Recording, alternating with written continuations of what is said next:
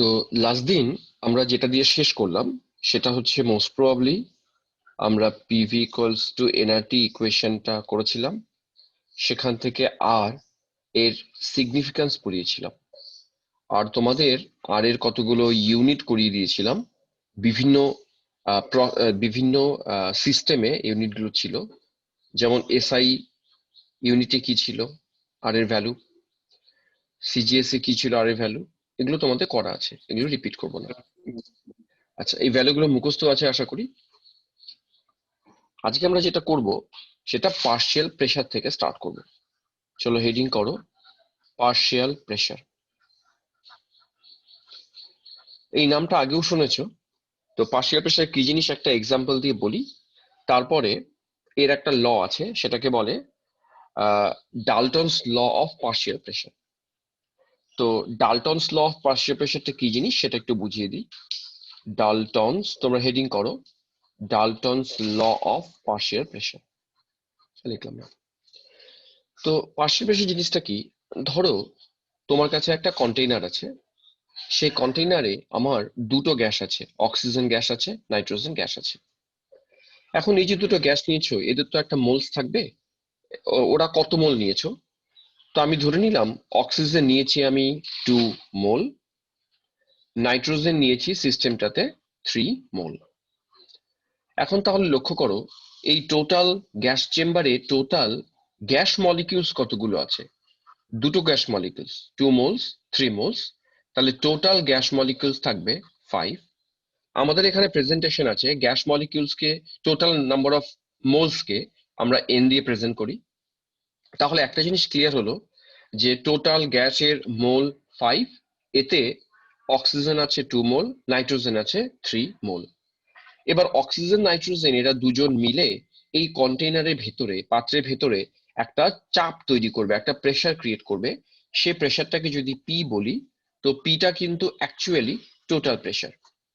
এখন এই যে টোটাল প্রেসার পি, এই টোটাল প্রেসার তৈরিতে অক্সিজেনের কন্ট্রিবিউশন থাকবে, নাইট্রোজেনেরও কন্ট্রিবিউশন থাকবে। এদের দুজনের টোটাল প্রেসারকে যদি যোগ করো, ইন্ডিভিজুয়াল কন্ট্রিবিউশনকে যদি যোগ করো, তাহলে সিস্টেমে টোটাল প্রেসার পাওয়া যায়। এই যে ইন্ডিভিজুয়াল অক্সিজেনের যে প্রেসার, এটাকে আমরা নাম দেব অক্সিজেনের পার্শিয়াল প্রেসার, ডিনোট করব পি অফ ও টু। আর এই যে নাইট্রোজেন দেখছো, নাইট্রোজেনের ইন্ডিভিজুয়াল প্রেসারকে বলা হবে ওর পার্শিয়াল প্রেসার, রিপ্রেজেন্ট করব পি অফ এন টু। দেখা গেছে কি, দেখা গেছে বলতে ডাল্টন এটাই বলেছেন। ডাল্টন বলছেন যে সিস্টেমের যে টোটাল প্রেসার হবে সেটা হবে partial pressure of oxygen, partial pressure of nitrogen. এই যে দুজনকে আমরা যদি সাম করি তাহলে সিস্টেমে টোটাল প্রেসার পাবো। এটাই তোমার ডাল্টনের লজ অফ পার্শিয়াল প্রেসার। তাহলে সোজা কথায় কি, যে ইন্ডিভিজুয়াল যতগুলো কম্পোনেন্ট থাকবে তাদের যে ইন্ডিভিজুয়াল প্রেসার, যেটা কি পার্শিয়াল প্রেসার বলে, সেগুলোকে সাম করো, সাম করলে সিস্টেমে টোটাল প্রেসার বেরোবে। এবার এই পার্শিয়াল প্রেসার গুলো কি করে ক্যালকুলেট করে, যেমন পি অফ ও টু বললাম, এই P of O two, P of N two কি করে ক্যালকুলেট করে তার একটা ছোট্ট ডেরিভেশন দেখানো আছে। আমরা চট করে একটু ডেরিভেশনটাও দেখিয়ে দিই কিরকম ডেরিভেশন।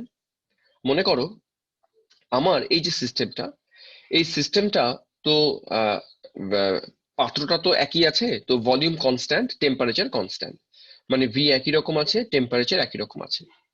এখন তোমরা দেখো আমরা আগের দিন কি করিয়েছিলাম, আমরা জানি যে পিভি ইকুয়ালস টু এনআরটি। এই পিটা কি, এই পি কিন্তু টোটাল প্রেসারটা, আর ভি তো কন্টেনারের ভলিউম, এন কি জানো, এন হচ্ছে টোটাল মোলস, যেটা এখানে আমরা 5 বলেছিলাম, আর কনস্ট্যান্ট, টি কনস্ট্যান্ট। এবার সেম প্রসেস যদি আমরা অক্সিজেনের ক্ষেত্রে অ্যাপ্লাই করি, তার মানে অক্সিজেনের পার্শিয়াল প্রেসারটা কত সেটা নিশ্চয়ই একই ফর্মুলা অ্যাপ্লাই করবো আমরা। তার মানে ওর pressure into total volume equals to অক্সিজেনের মোলস, ওকে বেটার এরকম ভাবে লেখা যে N of O two into R T. অনেকে উত্তর লিখে দিয়েছে, হ্যাঁ তার মানে তোমরা জানো এটা, আমি জাস্ট একটু দেখিয়ে দিই। তাহলে কি দাঁড়াচ্ছে দেখো, partial pressure of O two into V equals to N of O two into R T. একই রকম ভাবে নাইট্রোজেনের ক্ষেত্রে যদি অ্যাপ্লাই করো, তাহলে P of N two into V equals to number of moles of nitrogen into R T. তো এখান থেকে আমরা যদি আলাদা করে ধরো, এখান থেকে আমরা কি লিখতে পারি দেখো, পি ইকুয়ালস টু লিখতে পারি N R T by V লিখতে পারি। একই রকম এই জায়গা থেকেও কিন্তু লেখা যায় P of O two equals to N of O two R T by V. একই রকম ভাবে এখান থেকে P of N two equals to লেখা যাবে n n of n2 by rt into rt by v, এরকম লেখা যায়। এখন তোমরা যদি এই জায়গাতে এই ভ্যালুগুলো সমস্তগুলোকে পুট করো, তাহলে পুট করে দেখবে যে আচ্ছা কি পাই, একটু ভ্যালুটা পুট করে দিই আমরা। ওকে, দেখো পুট করি আমরা এখানে। এই যে লেফট হ্যান্ড সাইডে যদি আমরা পুট করি, ভ্যালুটা কি লেফট হ্যান্ড সাইডে পুট করতে পারি। আচ্ছা শোনো না, আহ, আমি এটাকে একটু মুছি, হ্যাঁ দাঁড়াও, না মুছলে এই জায়গাটা গন্ডগোল হয়ে গেছে একটু। তোমরা এই তিনটে লাইন একটু লিখে নাও। আমরা এক জায়গা থেকে পেলাম পিভি ইকুয়ালস টু এনআরটি, আর ইন্ডিভিজুয়াল আমরা এখান থেকে যে এই যে ইন্ডিভিজুয়াল গুলো লিখেছি সেগুলো লেখো। লিখে আমি পরের পেজে যাই। লেখা হলে বলো যে ডান, আমি যাচ্ছি। হয়েছে সবার লেখা? ডান। আচ্ছা এবার দেখো, তাহলে আমরা কি পেয়েছিলাম? আমরা পেয়েছিলাম পিভি ইকুয়ালস টু এনআরটি, পেয়েছিলাম একটা ইকুয়েশন। আর অক্সিজেনের ক্ষেত্রে যেটা পেয়েছিলাম, partial pressure of oxygen into V equals to পেয়েছিলাম N of oxygen into R T, এটা পেয়েছিলাম। আমি ধরা যায় কি ইকুয়েশনটাকে 1 নম্বর ইকুয়েশন দিই, এটাকে 2 নম্বর ইকুয়েশন দিই। তোমরা বলো তো যে 2 নম্বর ইকুয়েশনকে যদি আমি ডিভাইড করি 1 নম্বর দিয়ে, কি দাঁড়াতে পারে? দেখো তোমরা নিজেরা করো। 2 নম্বরকে ডিভাইড করছি 1 নম্বর দিয়ে, তাহলে লেফট হ্যান্ড সাইডে কি দাঁড়াবে? লেফট হ্যান্ড সাইডে দাঁড়াবে P of O two into V by P V, এটা লেফট হ্যান্ড সাইডে দাঁড়ালো। ইকুয়ালস টু, দেখো রাইট হ্যান্ড সাইডে কি দাঁড়ায়? রাইট হ্যান্ড সাইডে N of O two into R T divided by N R T. যা যা ক্যান্সেল হয়ে যায় ক্যান্সেল করো, এখানে ভি ভি ক্যান্সেল হয়ে যায়। তাহলে আলটিমেটলি যেটা পাচ্ছি আমরা, P of O two equals to, এই পিটাকে আমি ডান দিকে নিয়ে গেলাম। তাহলে ডান দিকে যেটা পড়ে থাকে সেটা N of O two by N পড়ে থাকে ইন্টু পি পড়ে থাকে। এই জিনিসটার দিকে তাকাও, এটাকে কি বলে জানো? এন তো টোটাল মোলস, আর এটা অক্সিজেনের মোলস। তার মানে টোটাল মোলস এর কতটা ফ্র্যাকশন অক্সিজেন অকুপাই করে, সেটা এই জিনিসটা, একে বলে অক্সিজেনের মোল ফ্র্যাকশন। টার্মটা লিখলাম আমি, অর্কদীপ লিখেছে, এটা সবাই জানে, আমি শুধু রিপিট করছি একটু। এটাকে বলে মোল ফ্র্যাকশন। তো মোল ফ্র্যাকশনকে প্রেজেন্ট করবো আমরা এক্স অফ ও টু দিয়ে ইন্টু পি। তাহলে আমার এই যে ফর্মুলাটা দাঁড়ালো, আমরা এই ফর্মুলাটা মুখস্থ রাখবো, এটা দিয়েই আমরা পার্শিয়াল প্রেসারকে ক্যালকুলেট করবো। তাহলে যে কোনো কম্পোনেন্টের পার্শিয়াল প্রেসার বের করতে গেলে তোমরা ওর মোল ফ্র্যাকশন দিয়ে তার টোটাল প্রেসারকে মাল্টিপ্লাই করবে, যেটা বেরোবে সেটা পার্শিয়াল প্রেসার অফ অক্সিজেন। কিন্তু এটা, হ্যাঁ, ইকুইলিব্রিয়াম এটা করেছিলাম। সিমিলারলি যদি আমরা পার্শিয়াল প্রেসার অফ নাইট্রোজেনকে ক্যালকুলেট করতে চাই, তাহলে আমরা লিখবো মোল fraction of nitrogen into total pressure. এভাবে আমরা যে কোনো কম্পোনেন্টের মোল ফ্র্যাকশন ক্যালকুলেট করতে পারি। তো এই ছিল আমাদের ডালটনস এর লস অফ পার্শিয়াল প্রেসার, এবং সেখান থেকে ইন্ডিভিজুয়াল পার্শিয়াল প্রেসার কি করে ক্যালকুলেট করে তার একটা ছোট্ট ডেরিভেশন। এটা আমরা আগেও করেছিলাম, জাস্ট একবার বলে দিলাম। এবার এখান থেকে আরেকটা জিনিস একটু লিখে নাও, হয়তো বইতে লেখা থাকবে কিনা জানি না, সেটাকে বলে হচ্ছে অ্যামাগাটস ল, সেটাও লিখে নাও সবাই। AMAGAT', অ্যামাগাটস ল। এটা অনেকটা ডালটনের যে আমরা লস অফ পার্শিয়াল প্রেসার পড়েছি, সিমিলারলি এখানে যেটা বলা আছে যে আমরা যেমন পার্শিয়াল প্রেসারের একটা ফর্মুলা করেছিলাম, ডালটন কি করেছিলাম? ডালটন বলেছিল যে সিস্টেমের টোটাল প্রেসার হচ্ছে ইন্ডিভিজুয়াল যে কম্পোনেন্ট গুলো আছে তাদের পার্শিয়াল প্রেসারকে যদি যোগ করো তুমি সিস্টেমের টোটাল প্রেসার পাবে। অ্যামাগাস লতে ঠিক উল্টো কথা বলা আছে, বলছে এই কথাটা ভলিউমের ক্ষেত্রেও অ্যাপ্লিকেবল। মানে অ্যামাগাস লতে বলা আছে, ম্যাথমেটিক্যাল ফর্ম একবারে লিখি, টোটাল ভলিউম যদি ভি হয় তাহলে এটাও V1 V2 V3 plus dot dot dot dot. অর্থাৎ কি, ইন্ডিভিজুয়াল যে ভলিউম যেগুলোকে আমরা পার্শিয়াল ভলিউম বলি, তাদেরকেও তুমি যদি সাম করো তাহলে সিস্টেমে টোটাল ভলিউম পাবে। একই রকম ভাবে এই যে যেটাকে আমরা পার্শিয়াল ভলিউম বলছি, সেটা কি করে ক্যালকুলেট করা যায়? সেম, মোল ফ্র্যাকশন ইনটু টোটাল ভলিউম। তার মানে টোটাল ভলিউমকে যেমন ভাবে আমরা পার্শিয়াল প্রেসার বের করেছি, টোটাল ভলিউমকে মোল ফ্র্যাকশন দিয়ে মাল্টিপ্লাই করো, ওর কি বলবো পার্শিয়াল ভলিউম বেরোবে। ওকে, চলো আমি ছোট্ট করে একটা অঙ্ক তোমাদের এখানে তুলে ধরি, সেই অঙ্কটা করলেই তোমাদের ক্লিয়ার হয়ে যাবে যে পার্শিয়াল প্রেসার কি করে ক্যালকুলেট করে। আমি কতগুলো ডেটা তুলবো, সেই ডেটাটা তোমরা লেখো, লিখে অঙ্কটা আমাকে করে দেবে। ধরো একটা সিস্টেম, তাহলে আমি একটা নিউমেরিক্যাল প্রবলেম তুলছি। সাপোজ 27 ডিগ্রি সি টেম্পারেচার আছে। এখানে 27 ডিগ্রি সি তে আমার কন্টেইনারের ভলিউম আছে 10 লিটার। দেখে নাও কি লিখছি, temperature 27 degree C, volume 10 litre. এখানে গ্যাস রাখা আছে, দেখো কে কে, 0.4 গ্রাম হিলিয়াম নেয়া, দেন 1.6 গ্রাম অক্সিজেন নেয়া, আর 1.4 গ্রাম নাইট্রোজেন নেয়া। এই যে ডেটাটুকু, এই দুটুকু ডেটা থেকে তোমরা টোটাল সিস্টেমটার যে প্রেসার, সে প্রেসারটা কত এটা ক্যালকুলেট করবে। আর যে কোনো একটা কম্পোনেন্ট, সাপোজ হিলিয়াম, হিলিয়ামের যে পার্শিয়াল প্রেসার এটা ক্যালকুলেট করবে। এই হচ্ছে আমাদের কাজ। তো এই কাজটা আমরা কিভাবে করতে পারি, তোমরা 1 মিনিট ট্রাই করো যে এই কাজটা কিভাবে করতে পারবে, তারপরে আমি বলছি। আগে যেটা চেষ্টা করো, এটা পারবো কিনা দেখো।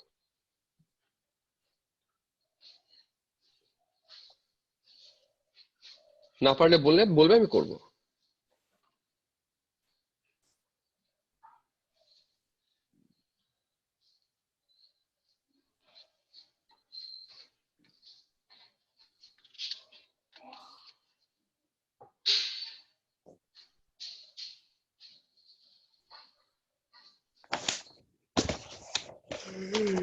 এই মাইক্রোফোন অন নেই সবার, মানে অফ নেই।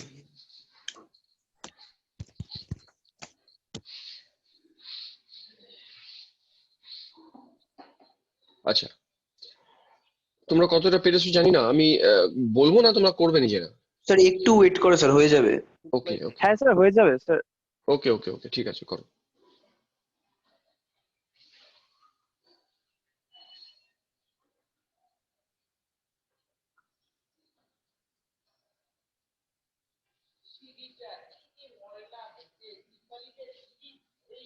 আচ্ছা, সম্মতি বলছে ডান।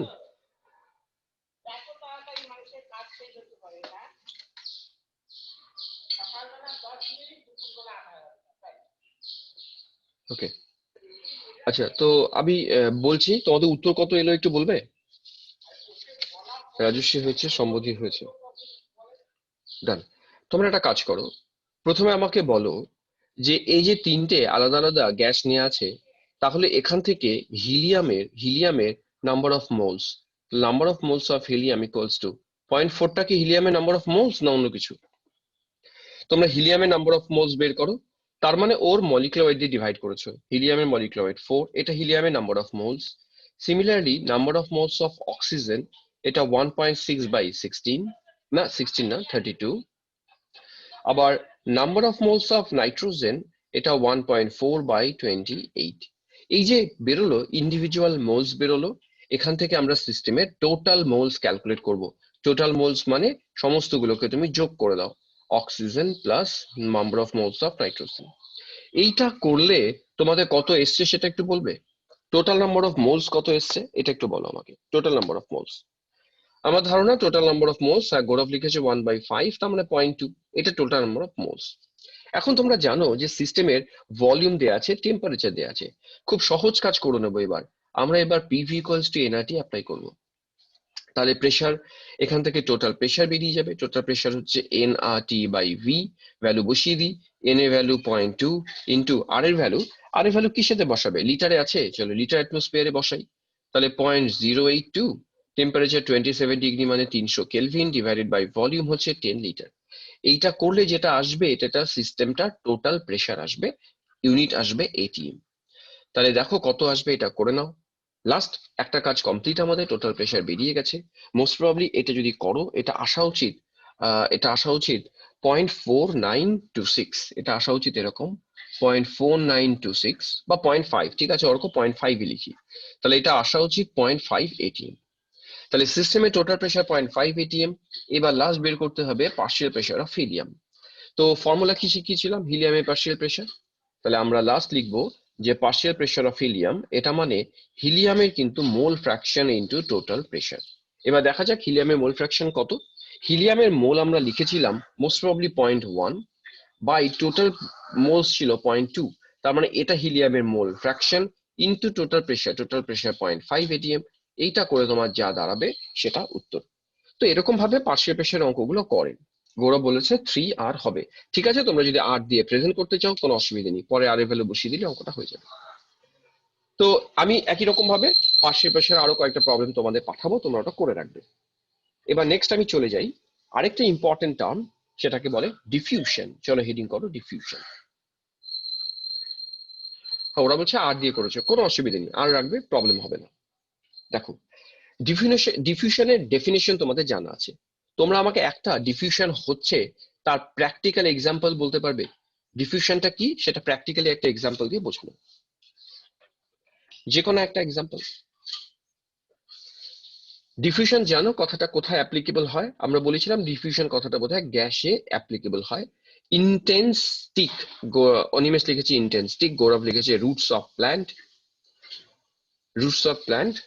স্বর্ণদীপ বলছে পারফিউম, বেস্ট এক্সাম্পল পারফিউম। পারফিউমের এক্সাম্পল বেস্ট হবে কেন? তুমি ঘরের একটা জায়গা, ফ্র্যাগনেন্স অফ ফ্লাওয়ার, হ্যাঁ ঠিকই, সোজা কথায় গন্ধ। দেখবে ঘরের একটা কর্নারে তুমি একটা পারফিউম স্প্রে করবে, কিছুক্ষণ বাদে দেখবে যে সেই গন্ধ তুমি ঘরের চারপাশেই পাচ্ছ।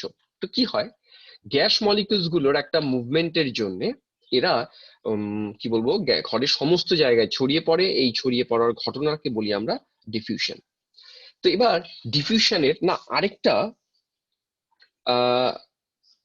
টার্ম আছে, কি বলছে অভিজিৎ লিখছে ধূপকাঠির স্মেল ছড়িয়ে যাওয়া। হ্যাঁ হবে, ধূপকাঠির স্মেল ছড়িয়ে যাওয়া, ধূপকাঠির গন্ধ, এগুলো সবই ডিফিউশনের উদাহরণ। আরেকটা বইতে দেখবে লেখা আছে, ওকে বাংলায় বলে, বাংলায় বলে, বাংলায় এরকম একটা টার্ম আছে, দেখো তো কথাটা বুঝতে পারো কিনা। বাংলায় ওকে বলে হচ্ছে ছিদ্র ব্যাপন। হ্যাঁ, ছিদ্র ব্যাপন।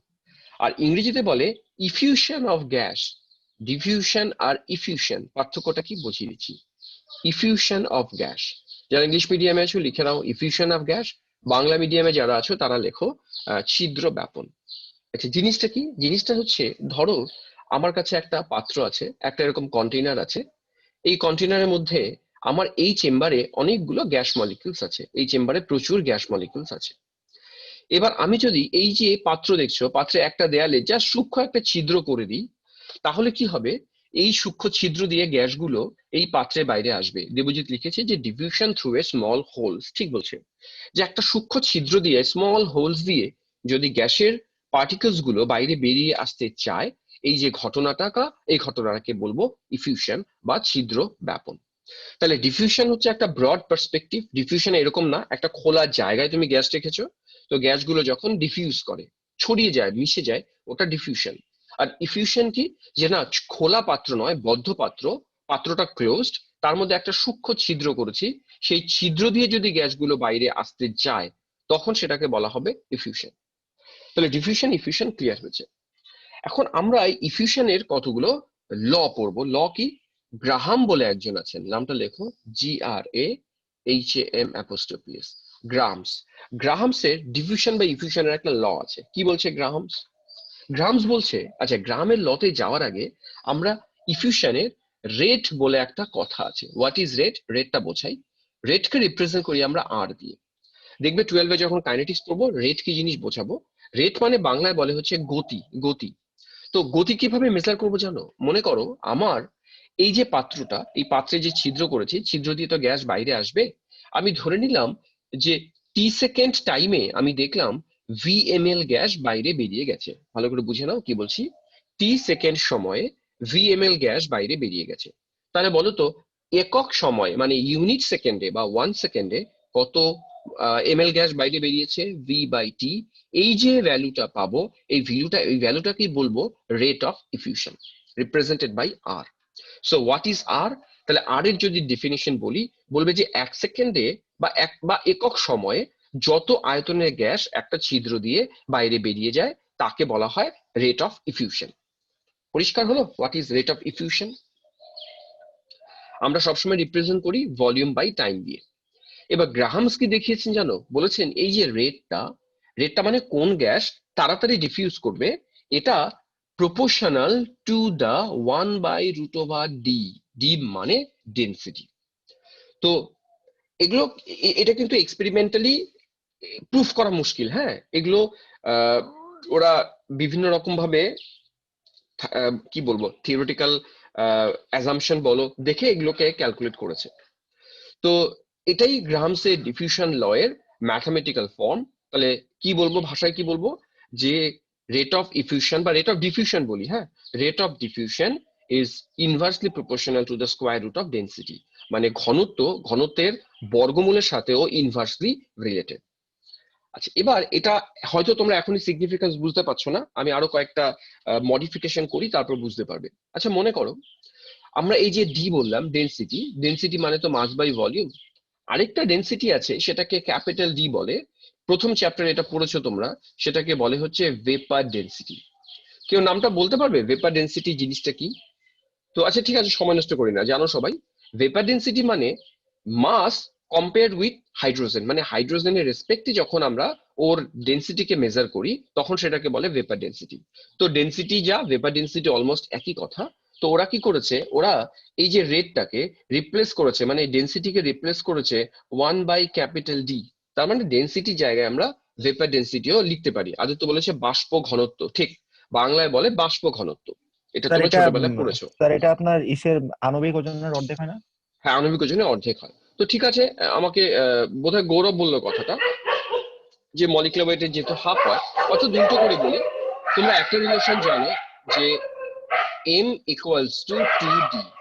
তার মানে ভেপার ডেন্সিটিকে, বাষ্প ঘনত্বকে তুমি যদি 2 দিয়ে মাল্টিপ্লাই করো তাহলে মলিকুলার ওয়েট পাও। উল্টো করে বলি, তার মানে 2 তো একটা কনস্ট্যান্ট ভ্যালু, তাহলে আমরা m প্রপোর্শনাল টু d বলতে পারি। কিন্তু এই যে ইকুয়েশনে d দেখছো, এই d কে তাহলে আমরা m দিয়ে রিপ্লেস করে দিতে পারি। তার মানে আমার লাস্ট অব্দি যেটা ফর্মুলা দাঁড়ালো সেটা হচ্ছে r প্রপোর্শনাল টু 1/√m। এখান থেকে আমরা কনক্লুশনে আসতে পারি। কিরকম কনক্লুশনে আসতে পারি? তোমরা এই বাকি জায়গাগুলো যদি মনে রাখতে না পারো দরকার নেই, এটা মনে রাখো r প্রপোর্শনাল টু 1/√m। এর মানেটা যেটা দাঁড়ায় সেটা লিখি এবার। তাহলে আলটিমেটলি এখানে পৌঁছলাম r প্রপোর্শনাল টু 1/√m। এর মানেটা হলো যে সকল গ্যাসের মলিকুলার ওয়েট হাই তাদের ডিফিউশন রেটটাও হাই। মানে ভারী গ্যাস যারা, একটা উদাহরণ দিচ্ছি, ধরা যাক একটা গ্যাস নেওয়া আছে অ্যামোনিয়া আর আরেকটা গ্যাস নেওয়া আছে HCl। তোমরা আমাকে বলো তো, সবাই মিউট করেনি না? দেবাঞ্জলি বলছে সবাই মিউট করেনি। এই তোমরা মিউট করোনি কেন? চলো মিউট করো। আচ্ছা চলো মিউট করে দিলাম। দেখো, যেটা বলছিলাম যে এই যে অ্যামোনিয়া এবং HCl, বলো মলিকুলার ওয়েট কার বেশি? অ্যামোনিয়া মলিকুলার ওয়েট কত? 17। ভেরি গুড, গৌরব উত্তর লিখেছে। HCl এর মলিকুলার ওয়েট কত? 36.5। তাহলে যেহেতু HCl এর আণবিক ওজনটা বেশি, মলিকুলার ওয়েট বেশি, তাহলে এর কিন্তু রেট অফ ডিফিউশনটা কম হবে, এর রেট অফ ডিফিউশন কম হবে। তাহলে তোমরা বুঝতে পারলে এই ফর্মুলাটার ম্যাথমেটিক্যাল এক্সপ্রেশনটার অ্যাকচুয়াল ফিজিক্যাল সিগনিফিকেন্স কি। যে গ্যাসের মলিকুলার ওয়েট কম সে তাড়াতাড়ি, মোদ্দা কথা দৌড়বে তাড়াতাড়ি। যে হালকা, এই গ্যাসটা হালকা, এই গ্যাসটা দৌড়বে তাড়াতাড়ি, মানে রেট অফ ডিফিউশনটা বেশি। যে গ্যাস যত ভারী তার রেট অফ ডিফিউশন কম। তোমরা ফটাফট আমাকে বলে দাও তাহলে, অক্সিজেন এবং নাইট্রোজেনের মধ্যে বলো তো রেট অফ ডিফিউশন কার বেশি? ফার্স্ট অ্যান্সার করো। অক্সিজেন এবং নাইট্রোজেনের মধ্যে rate of diffusion car nitrogen. বেশি? নাইট্রোজেনের রেট অফ ডিফিউশন বেশি, কারণ নাইট্রোজেন একটু হালকা অক্সিজেনের থেকে। আমরা এই ফর্মুলাটাকে আরেকটু মডিফাই করি। আচ্ছা ধরা যাক আমি যদি এ নামক একটা গ্যাসের ক্ষেত্রে এই ফর্মুলাটা অ্যাপ্লাই করি, আর এ প্রপোর্শনাল টু 1/√m a। তো আমি প্রপোর্শনালকে যদি ইকুয়াল করি, তোমরা জানো একটা কনস্ট্যান্ট দিতে পারি। সাপোজ আরেকটা গ্যাস আছে আরবি, তাহলে ওর ক্ষেত্রেও লিখতে পারি কনস্ট্যান্ট বাই√m b। এখান থেকে যদি আমরা লিখি RA/RB, তাহলে আমরা কি লিখতে পারি? আমরা লিখতে পারি √mb/ma। এটাকে তোমরা বক্স করে ফেলো, এটা দিয়ে আমরা অঙ্ক করবো। আমি আজকেই দুই একটা অঙ্ক তোমাদেরকে দেখাবো। তাহলে পরপর দুটো গ্যাসের মধ্যে যদি রেট অফ ডিফিউশনে তুমি কম্পারিজন করো, তাহলে জাস্ট ওদের মলিকুলার ওয়েটটাকে ইনভার্স করো, তার √ওভার করো, তাহলে রেট অফ ডিফিউশনের তুমি রেশিওটা পেয়ে যাবে। আচ্ছা, তাহলে এই ফর্মুলাটাকে আমি স্টার্ট দিচ্ছি। অঙ্ক আমি একটু পরেই করবো একটা অঙ্ক। আবার অনেক সময় কি হয়, আরেকটা জিনিস তোমাদের বলিয়ে দিই। ধরা যাক এই যে আর ইকুয়ালস টু কি দেখিয়েছিলাম, যে রেট মানে কি? রেট মানে কতটা ভলিউম ও ইফিউ বা ডিফিউজ করেছে ইউনিট টাইমে। তার মানে আর এ, এটাকে আমরা কি বলতাম? আর ইকুয়ালস টু আমরা বলতাম V/T। বোঝা গেছে? আচ্ছা এবার মনে করা যাক আমার এই একটা পাত্র, এই একটা পাত্রর মধ্যে থেকে আমি এ নামক একটা গ্যাস নিয়েছি, পাত্রের মধ্যে এ গ্যাসটাকে নিয়েছি আর একটা সূক্ষ্ম ছিদ্র করে দিয়েছি। আমার টার্গেট হচ্ছে আমি সেম ভলিউমকে ডিফিউজ করাতে চাই, ভিটাকে একই রাখতে চাই। এই জায়গাটা ইম্পর্টেন্ট, হ্যাঁ স্টার্ট দাও, এখন যেটা বোঝাচ্ছি অঙ্ক আসবে এখান থেকে। কি বলছি, যে এই যে পাত্রটার মধ্য থেকে আমি চাইছি VmL গ্যাসটা ডিফিউজ হোক। আমি ধরে নিলাম এই VmL গ্যাসটা ডিফিউজ হতে গিয়ে এই এ গ্যাসটা সময় নিয়েছে TA সেকেন্ড। এবার এই গ্যাসটাকে রিপ্লেস করে বি গ্যাস নিলাম। আমার টার্গেট কিন্তু VmL কে ডিফিউজ করাবো। আমি দেখলাম যে বি গ্যাসটা VmL ডিফিউজ হতে সময় নিয়ে নিল TB সেকেন্ড। তাহলে আমরা বলতে পারি না যে এ গ্যাসটার রেট V/TA, আবার বি গ্যাসটার rate RB equals to V/TB। তোমরা লক্ষ্য করছো ওপরের দুটো ক্ষেত্রে আমি ভি ভি বসিয়েছি, ভিটা কিন্তু ভি এ বিবি নিইনি। কেন নিইনি? কারণ আমার টার্গেট ছিল যে আমি একই পরিমাণ গ্যাসকে ডিফিউজ করাবো। না, আদিত্য বলেছে টিএটিবি ইকুয়াল, না না আদিত্য ইকুয়াল হবে না তো, গ্যাস যেহেতু আলাদা আলাদা, টিএটিবি অবশ্যই আলাদা হবে, একই পরিমাণ ডিফিউজ হতে ওরা আলাদা আলাদা সময় নেবে। এখন লক্ষ্য করো এই ইকুয়েশনটাতে এসো, আমরা R A by R B equals to জানি root over M B by M A. এখানে যদি আমরা এই জিনিসটা রিপ্লেস করি, আমি একবারে করব, ভি ভি ক্যান্সেল হবে, ক্যান্সেল হয়ে দেখো কি দাঁড়ায়, আলটিমেটলি দাঁড়ায় T B by T A equals to root over M B by M A. দেখো তো তোমরা এটা বুঝতে পারলে কিনা, এটাকে আমি বক্স করলাম, এটা বুঝতে পারলে বলো বুঝেছো কিনা। তার মানে টাইমটা কিন্তু আবার প্রপোর্শনাল হয়ে যাচ্ছে, rate inversely proportional, time proportional. তার মানে যে গ্যাস যত ভারী সে বেশি সময় নেবে ডিফিউজ হতে। এটাও স্টার দিয়ে দাও, এটা দিয়ে আমরা অঙ্ক করব। তাহলে এইটুকু কনসেপ্ট নিয়ে এবার চলো আমরা ইয়েতে যাই, একটা প্রবলেমে যাই, দেখো প্রবলেম কিভাবে সলভ করে। আচ্ছা, একটা থিওরিটিক্যাল প্রবলেম তোমাদেরকে দেখাই। মনে করো আমি একটা সিস্টেম ড্র করি, এই হচ্ছে আমার একটা নল নিয়েছি, হ্যাঁ একটা টিউব নিয়েছি, গ্লাস টিউব। ধরো এই গ্লাস টিউবের ভেতরে এইদিকে আমার একটা স্টপ কক নিয়েছি, নিয়ে তার মধ্যে দিয়ে আমি একটা গ্যাসকে এখানে টাচ করেছি। মনে করো এখানে আমার একটা তুলো নেওয়া আছে, এই তুলোর মধ্যে আমি অ্যামোনিয়া গ্যাসকে নিয়েছি, এই তুলোর মধ্যে। এদিকে একটা আরেকটা এরকম ভাবে নিয়েছি, কর্ক নিয়েছি, তাতে এখানে কিছু তুলো নিয়েছি, এই তুলোর মধ্যে আমরা HCl গ্যাসকে নিয়েছি। এখন লক্ষ্য করো এই যে অ্যামোনিয়া গ্যাস, এই অ্যামোনিয়া গ্যাস ডিফিউজ হবে, HCl গ্যাস ডিফিউজ হবে।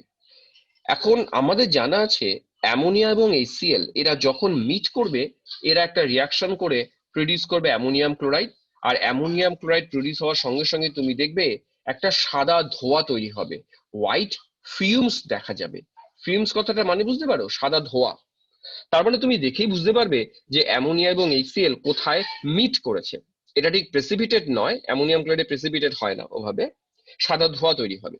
তাহলে এরা দুজন যেখানেই মিট করবে সেখানেই ওরা একটা হোয়াইট ফিউমস তৈরি করবে, সাদা ধোঁয়া তৈরি করবে। এবার আমার প্রশ্ন হচ্ছে, আমি ধরো তিনটে জায়গা দেখাচ্ছি, এই জায়গাটা হচ্ছে এ, এই জায়গাটা, এটা সাপোজ ইকুয়াল ডিস্টেন্স আছে। মনে করো আমার এই টোটাল চেম্বারটা যদি 1 সেন্টিমিটার ডিস্টেন্স হয়, পরে আমরা এটা দিয়ে অঙ্ক করতে পারবো, 1 সেন্টিমিটার ডিস্টেন্স হয়, তাহলে এ এটা সাপোজ 0.5 মানে এখান থেকে ওর ডিস্টেন্স হচ্ছে 0.5, এই সিল থেকে ওর ডিস্টেন্স হচ্ছে 0.5। তাহলে এটা এ, সাপোজ এটা বি, সাপোজ এটা সি।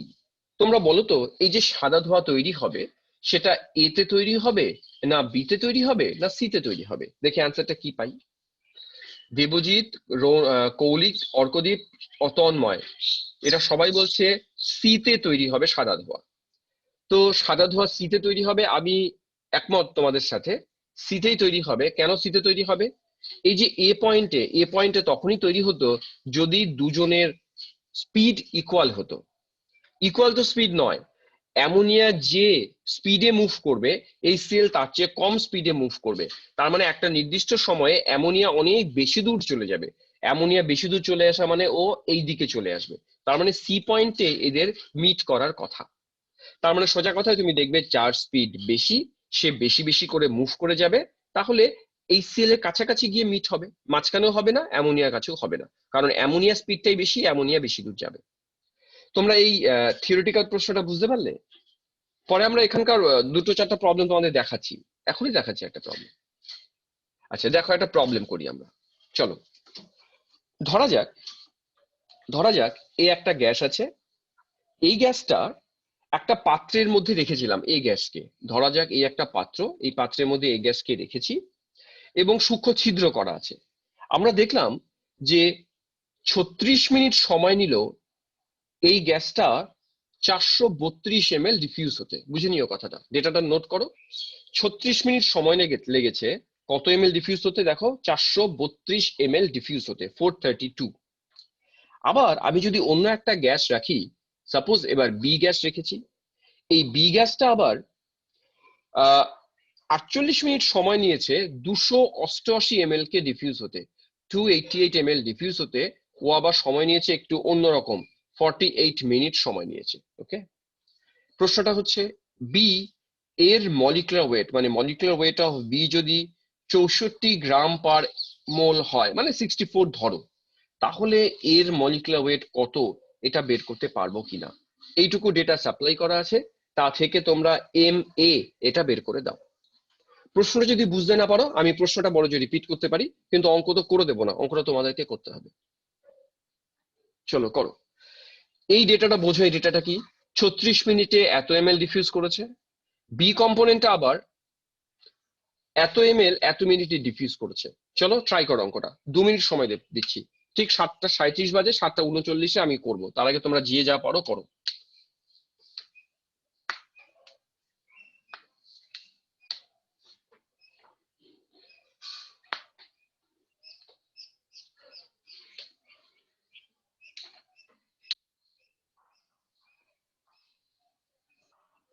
অনিমেষ বলছে টাইম রিলেটেড ফর্মুলা অ্যাপ্লাই করব, করো। সম্বুধি ডান, বাহ, সম্বুধি খুব তাড়াতাড়ি অঙ্ক করে দেয়। আদিত্য করে দিয়েছে 6। আচ্ছা, আদিত্য 6 হবে, একটু ভেবে চিন্তা করো। সম্বুধি বলছে 4। তোমাদের মনে হয় কোথাও একটা গন্ডগোল হচ্ছে। স্বয়ং ডান, জয়া ডান। একটু জানা স্যার হবে। হ্যাঁ হ্যাঁ হবে, করো করো। রাজশ্রী ডান। হ্যাঁ অংশিতা কারেক্ট, অংশিতা ঠিক আছে। স্বর্ণদীপ একটু ভুল হলো, অর্কদীপ ঠিক আছে। আমার মনে হচ্ছে তোমরা স্কোয়ারে গন্ডগোল করেছো, যে কারণে উত্তর ভুল আসছে তোমাদের। অনেকে ঠিক করেছে। দেখো, হ্যাঁ কয়েকজনে ঠিক আছে, কয়েকজনে একটু ভুল হয়েছে। ভুল আমার ধারণা তোমরা স্কোয়ারটা নিয়ে গন্ডগোল করে ফেলেছো, আমার বিশ্বাস। দেবজিৎ তোমারটা ঠিক আছে, দেবাদিদা ঠিক আছে, গৌরব ঠিক আছে। ওকে, এবার দেখো প্রবলেমটা বোঝো। আমরা কি জানি, আমরা জানি যে ফর্মুলা যেটা জানি সেটা লিখে ফেলি আগে, চলো। আমরা রেট অফ ডিফিউশনের ফর্মুলা জানি RA/RB, এটা জানি রুট ওভার, কিন্তু রুট ওভারটা ভুল করে দেবে না, রুট ওভার এটা হবে MB/MA। দেখো রেট মানে কি, রেট মানে ইউনিট টাইমে, হ্যাঁ তিতলি তোমারটা ঠিক আছে, সমৃদ্ধি ঠিক আছে। রেট মানে ইউনিট টাইমে কত ml ডিফিউজ করে।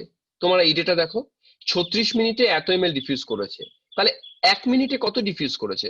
1 মিনিটে ডিফিউজ করেছে 432/36। এটা হলো এর রেট, তার মানে আমি ওপরে লিখবো 432/36 ডিভাইডেড বাই বি এর রেট কত, বি এর রেট হচ্ছে 288/48 হয়ে গেল। এবার ডানে যাও, ডানে বি এর মলিকুলার ওয়েট, বি এর মলিকুলার ওয়েট কত 64, তাহলে বি এর মলিকুলার ওয়েট 64 ডিভাইডেড বাই এর মলিকুলার ওয়েট বের করতে বলছি।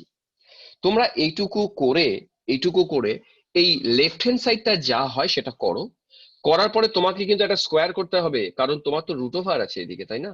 তাহলে এটা যা হবে হবে, তার স্কোয়ার করবে, করে তাকে উল্টে দেবে, তাতে যা আসবে আসবে, ব্যাস এটি আমার অঙ্কটা। তো অঙ্কটা কি বোঝা গেল? আচ্ছা, আশা করি অঙ্কটা বোঝা গেছে। আমি মুছে দিলাম তাহলে, হ্যাঁ। রাহুল তোমারও হয়েছে, অর্ণবের হয়েছে, সাত্বিক হয়েছে তোমার। ইজি ছিল অঙ্কটা। আচ্ছা এবার দেখো আরেকটা অঙ্ক দিই, সেটাও ইজি, কিন্তু একটু ভাবতে হবে অন্যরকম ভাবে। ধরো প্রবলেমটা কিরকম, যেটা আমি একটু আগে থিওরিটিক্যাল প্রবলেম হিসেবে দেখালাম, ওটাই এবার দেখাবো এখানে। মনে করো 1 সেন্টিমিটার লম্বা একটা আমার নল আছে, বুঝলে? নলটা 1 সেন্টিমিটার লম্বা, এর দুটো পোর্শন আছে, একটা এক্স পোর্শন আর একটা ওয়াই পোর্শন, মার্ক করলাম দুটো পোর্শনে। এক্স এক্স এন্ডে, এক্স প্রান্তে আমি অ্যামোনিয়া গ্যাস রাখলাম, আর ওয়াই প্রান্তে আমি HCl গ্যাসকে রাখলাম। এখন দুজনকে ছেড়ে দিলাম। প্রশ্নটা বলছে এরা দুজন যখন যাবে তখন তো সাদা ধোঁয়া তৈরি হবে। সাদা ধোঁয়া প্রথম কোথায় তৈরি হবে? প্রথম কোথায় মানে তুমি ধরো এক্স প্রান্ত থেকে কত দূরত্বে বা ওয়াই প্রান্ত থেকে কত দূরত্বে, সেটা তুমি রিপোর্ট করবে। ধরে নিলাম সাদা ধোঁয়া আমার এখানে তৈরি হবে, তাহলে এই ডিস্টেন্সটা এখান থেকে কতটুকু, এইটা তুমি আমাকে রিপোর্ট করো, এটা কত সেন্টিমিটার। চলো অঙ্কটা করো, এটাও 2 মিনিট সময় দিলাম। তাহলে প্রশ্নটা কি আমার, আরেকবার রিপিট করে দিই। আমার নলটা 1 সেন্টিমিটার লম্বা, এখানে এক্স এবং ওয়াই দুটো প্রান্তে দুটো গ্যাস রাখা আছে, একটাতে অ্যামোনিয়া একটাতে HCl, দুটো গ্যাসকে ছেড়ে দিলাম। এরা যাবে, যেতে যেতে একসময় মিট করবে, যেখানে মিট করবে সেটা যে কোনো একটা প্রান্ত থেকে কত দূরে মিট করবে, এটা করে দাও আমাকে, চলো।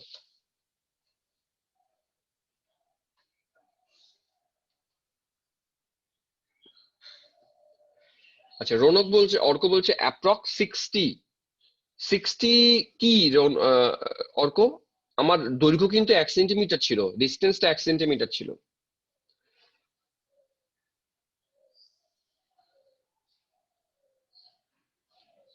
ওহ, 1 সেন্টিমিটার হলে গন্ডগোল হয়ে যাবে, চলো 1 মিটার করো, নাহলে ফ্র্যাকশনে চলে আসবে। হ্যাঁ, 1 মিটার হলে তোমার উত্তর ঠিক আছে অর্ক, ভেরি গুড। অঙ্কিতা বলছে অ্যাপ্রক্স 2/3, অ্যামোনিয়া থেকে 2/3 গিয়ে মিট করবে। আচ্ছা ঠিক আছে, চলো।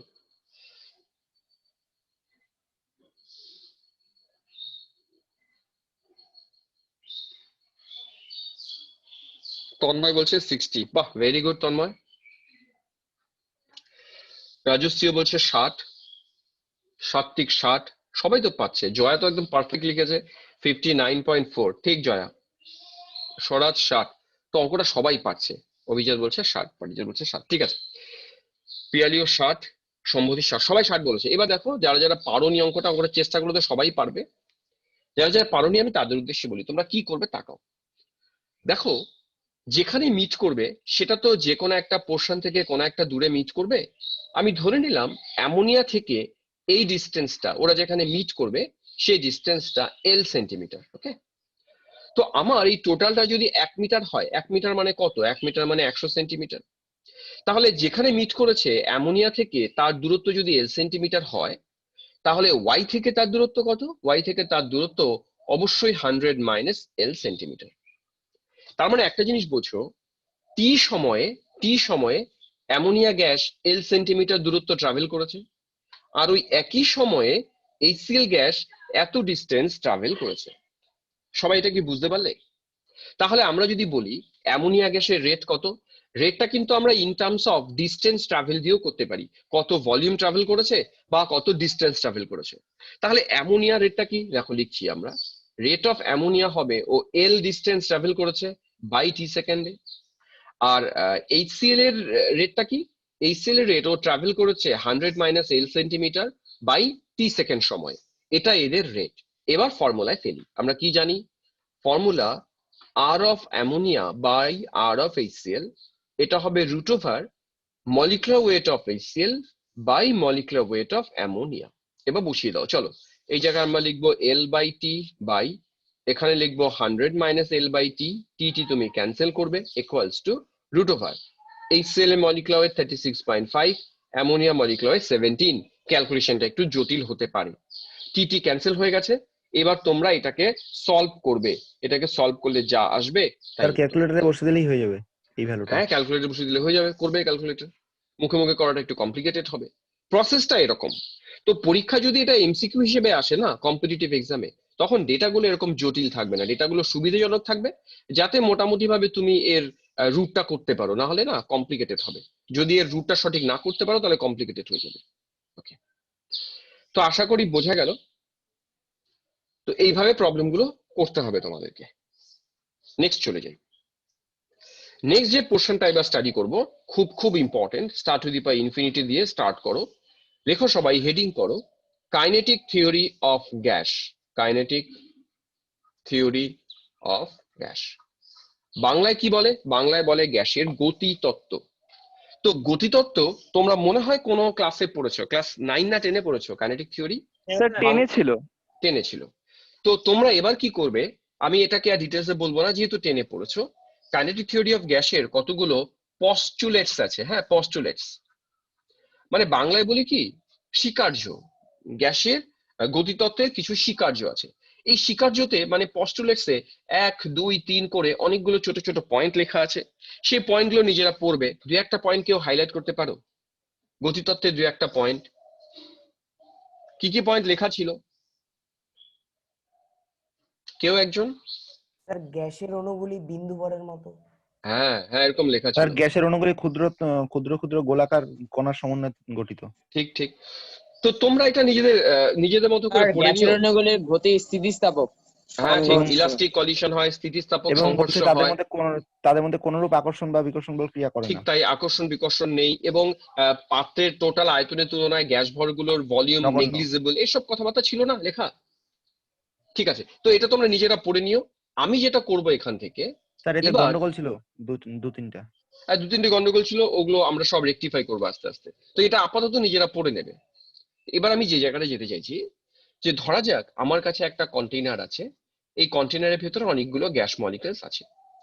এবার এই গ্যাস মলিকুলস গুলো কি করে, এই মুভমেন্ট আছে এদের, ছোটাছুটি করে এরা, এবং এরা ছোটাছুটি করতে করতে এই যে কন্টেইনার পাত্রের ভেতরে একটা প্রেসার তৈরি করবে, মানে চাপ তৈরি করবে। এই চাপটা কত, তার একটা ফর্মুলা কাইনেটিক থিওরিতে ডিরাইভ করা আছে। আমরা এই ফর্মুলাটা ডিরাইভ করব না। এই ফর্মুলাটা ডিরাইভ করতে গেলে আমার মনে হয় ফিজিক্সে আছে, যদি কারো প্রয়োজন পড়ে আমাকে বলবে, তাকে আমি আলাদা করে পিডিএফ শেয়ার করব, সে ওটা দেখে বুঝতে পারবে যে কিভাবে আসে। তো কিভাবে আসাটা তোমাদের কিন্তু নেসেসারি না যে পড়তেই হবে, শুধু শুধু লোড বাড়বে। হেডিংটাকে দিব। হেডিংটা করো হচ্ছে যে কি বলবো, ওই কাইনেটিক থিওরি অফ গ্যাস লেখো না, তাহলেই হবে। আচ্ছা আচ্ছা। আমি যেটা করব, এই যে প্রেসারের ফর্মুলাটা আমরা ডিরেক্টলি লিখবো। তো কোনো কোনো বইতে ডেরিভেশন থাকতে পারে, ডেরিভেশন দরকার নেই। ডেরিভেশন দেখবে এরকম একটা কিউব ড্র করে ডেরিভেশনটা করা আছে। তো একবারে তোমরা ফর্মুলাটা লেখো, P equals to 1/3 mn c bar square by v। আমরা ফর্মুলাটা লিখে এটাকে এক্সপ্লেন করবে, ফর্মুলাটা কি জিনিস বোঝায় আমাদেরকে। তাহলে লেখো P equals to 1/3 mn c bar square by v। আচ্ছা, পিটা কি বুঝতে পারছো, যে একটা গ্যাস পাত্রের মধ্যে রাখলে সে কতটা চাপ তৈরি করবে, কতটা প্রেসারও ক্রিয়েট করবে, সেটা পি। 1/3 কেন হলো সেটা এখন বোঝার দরকার নেই, মুখস্থ 1/3 থাকে। এম মানে ইন্ডিভিজুয়াল যে গ্যাস পার্টিকেলস গুলো আছে তাদের মাস, তার মানে এম মানে কি বলবো, গ্যাস অণুগুলোর ভর। এন কি, এন হচ্ছে নাম্বার অফ মলিকিউলস, কতগুলো মলিকিউলস আছে, 10টা, 5টা, 50টা, কতগুলো মলিকিউলস আছে, মানে মলিকিউলস এর সংখ্যা। সিটা কি, অ্যাকচুয়ালি দেখো, সি দিয়ে আমরা গ্যাস অণুগুলোর ভেলোসিটি বোঝাই। এবার তোমরা বলতে পারো স্যার সি তো ভেলোসিটি, সি বার কেন? বার কেন তার ব্যাখ্যা একটু পরে আসছি। এটা একটা বিশেষ রকমের বেগ, বিশেষ ভেলোসিটি। কলিগ বলছে RMS velocity, correct colleague? Sir এটা কি C what bar is square? RMS? হ্যাঁ, সি বার স্কয়ার। তাই সি বার স্কোয়ার। কলিগ লিখেছে আরএমএস, তো আমি আরএমএস টা উচ্চারণ করলাম না, কারণ আরএমএস আমি এখনো পড়াইনি, তো আমি পড়ানোর পরে বলবো হোয়াট ইজ আরএমএস। আপাতত তোমরা ভেবে রাখো এটা একটা ভেলোসিটি। আর ভিটা তো ভলিউম। ভেলোসিটি। হ্যাঁ, রুট মিন স্কয়ার ভেলোসিটি। তোমরা কি জানো এগুলো, রুট মিন স্কয়ার ভেলোসিটি কি জিনিস, নামটা শুনেছো কখনো? একবার ওই অ্যাটমিক স্ট্রাকচারে সে প্রবলেম করার সময় একটা ছিল, আপনি ফর্মুলাটা দিয়েছিলেন √/। আমাদের তো টেনেই ছিল অনেকটা। স্যার 10 ছিল স্যার। কোন ক্লাস, কোন বোর্ড বলছো টেনে ছিল অনেকটা? West Bengal board. West Bengal board. West Bengal বোর্ডে টেনে এগুলো ছিল? My god, root mean square velocity টেনে পড়েছো? বাপরে, হ্যাঁ স্যার। এটা তো অনেক কিছু অ্যাডভান্স পড়েছো গো তোমরা। যাক, খুব ভালো, তাহলে অনেকটা কিছু শিখে এসছো। ঠিক আছে, এখানে শিখে দেবো আমি এর সিগনিফিকেন্স কি, কোত্থেকে এসছে, হ্যাঁ সব বলবো। তো ঠিক আছে, এটা আরএমএস ভেলোসিটি। তো এই ফর্মুলাটা চলো আমরা মুখস্থ করে ফেলি, এবং এখানকার কোন টার্ম কি সেটা মুখস্থ করবে। ওকে, এবার তোমাদের কাজ আছে, এই কাইনেটিক থিওরি যে ইকুয়েশনটা আছে, এই ইকুয়েশন থেকে অনেক কিছু এস্টাবলিশ করতে হবে, অনেক কিছু। তো সেই এস্টাবলিশমেন্টে যাওয়ার আগে আমি এই ভেলোসিটি গুলো নিয়ে একটা একটা করে ডিসকাস করি। তাহলে ফর্মুলাটা মুখস্থ করো, আমি এটাকে মুছে দিচ্ছি। তাহলে আমি এবার আলাদা করে ভেলোসিটি গুলো কি জিনিস, কেন ভেলোসিটি গুলো আলাদা আলাদা নেওয়া হয়েছে সেটা বুঝিয়ে দিচ্ছি। দেখবে কাইনেটিক থিওরিতে একটা কথা বলা আছে, কি কথা বলা আছে, মনে করো আমার পাত্রে 5টা গ্যাস মলিকুলস আছে, হ্যাঁ, এই 1টা 2টা 3টা 4টা 5টা। থিওরিতে বলা আছে যে এই যে 5টা মলিকিউলস, এরা কিন্তু কখনোই সবাই সেম ভেলোসিটিতে মুভ করবে না, মানে সবাই একই গতিবেগে মুভ করছে এরকমটা না, অনেকের গতিবেগ আলাদা আলাদা। নেসেসারি না যে সবার গতিবেগ আলাদা, একটা হয়তো বাঞ্চ অফ মলিকিউলস এর ভেলোসিটি একরকম, কিন্তু আলাদা আলাদা ভেলোসিটিতে এরা মুভ করে। এখন মনে করো এই মলিকিউলসটা মুভ করছে 200 সেন্টিমিটার পার সেকেন্ডে, হ্যাঁ, একজন হয়তো মুভ করছে 300-তে, একজন 400-তে, আরেকজন ধরো 500-তে, আরেকজন হয়তো 250-এ।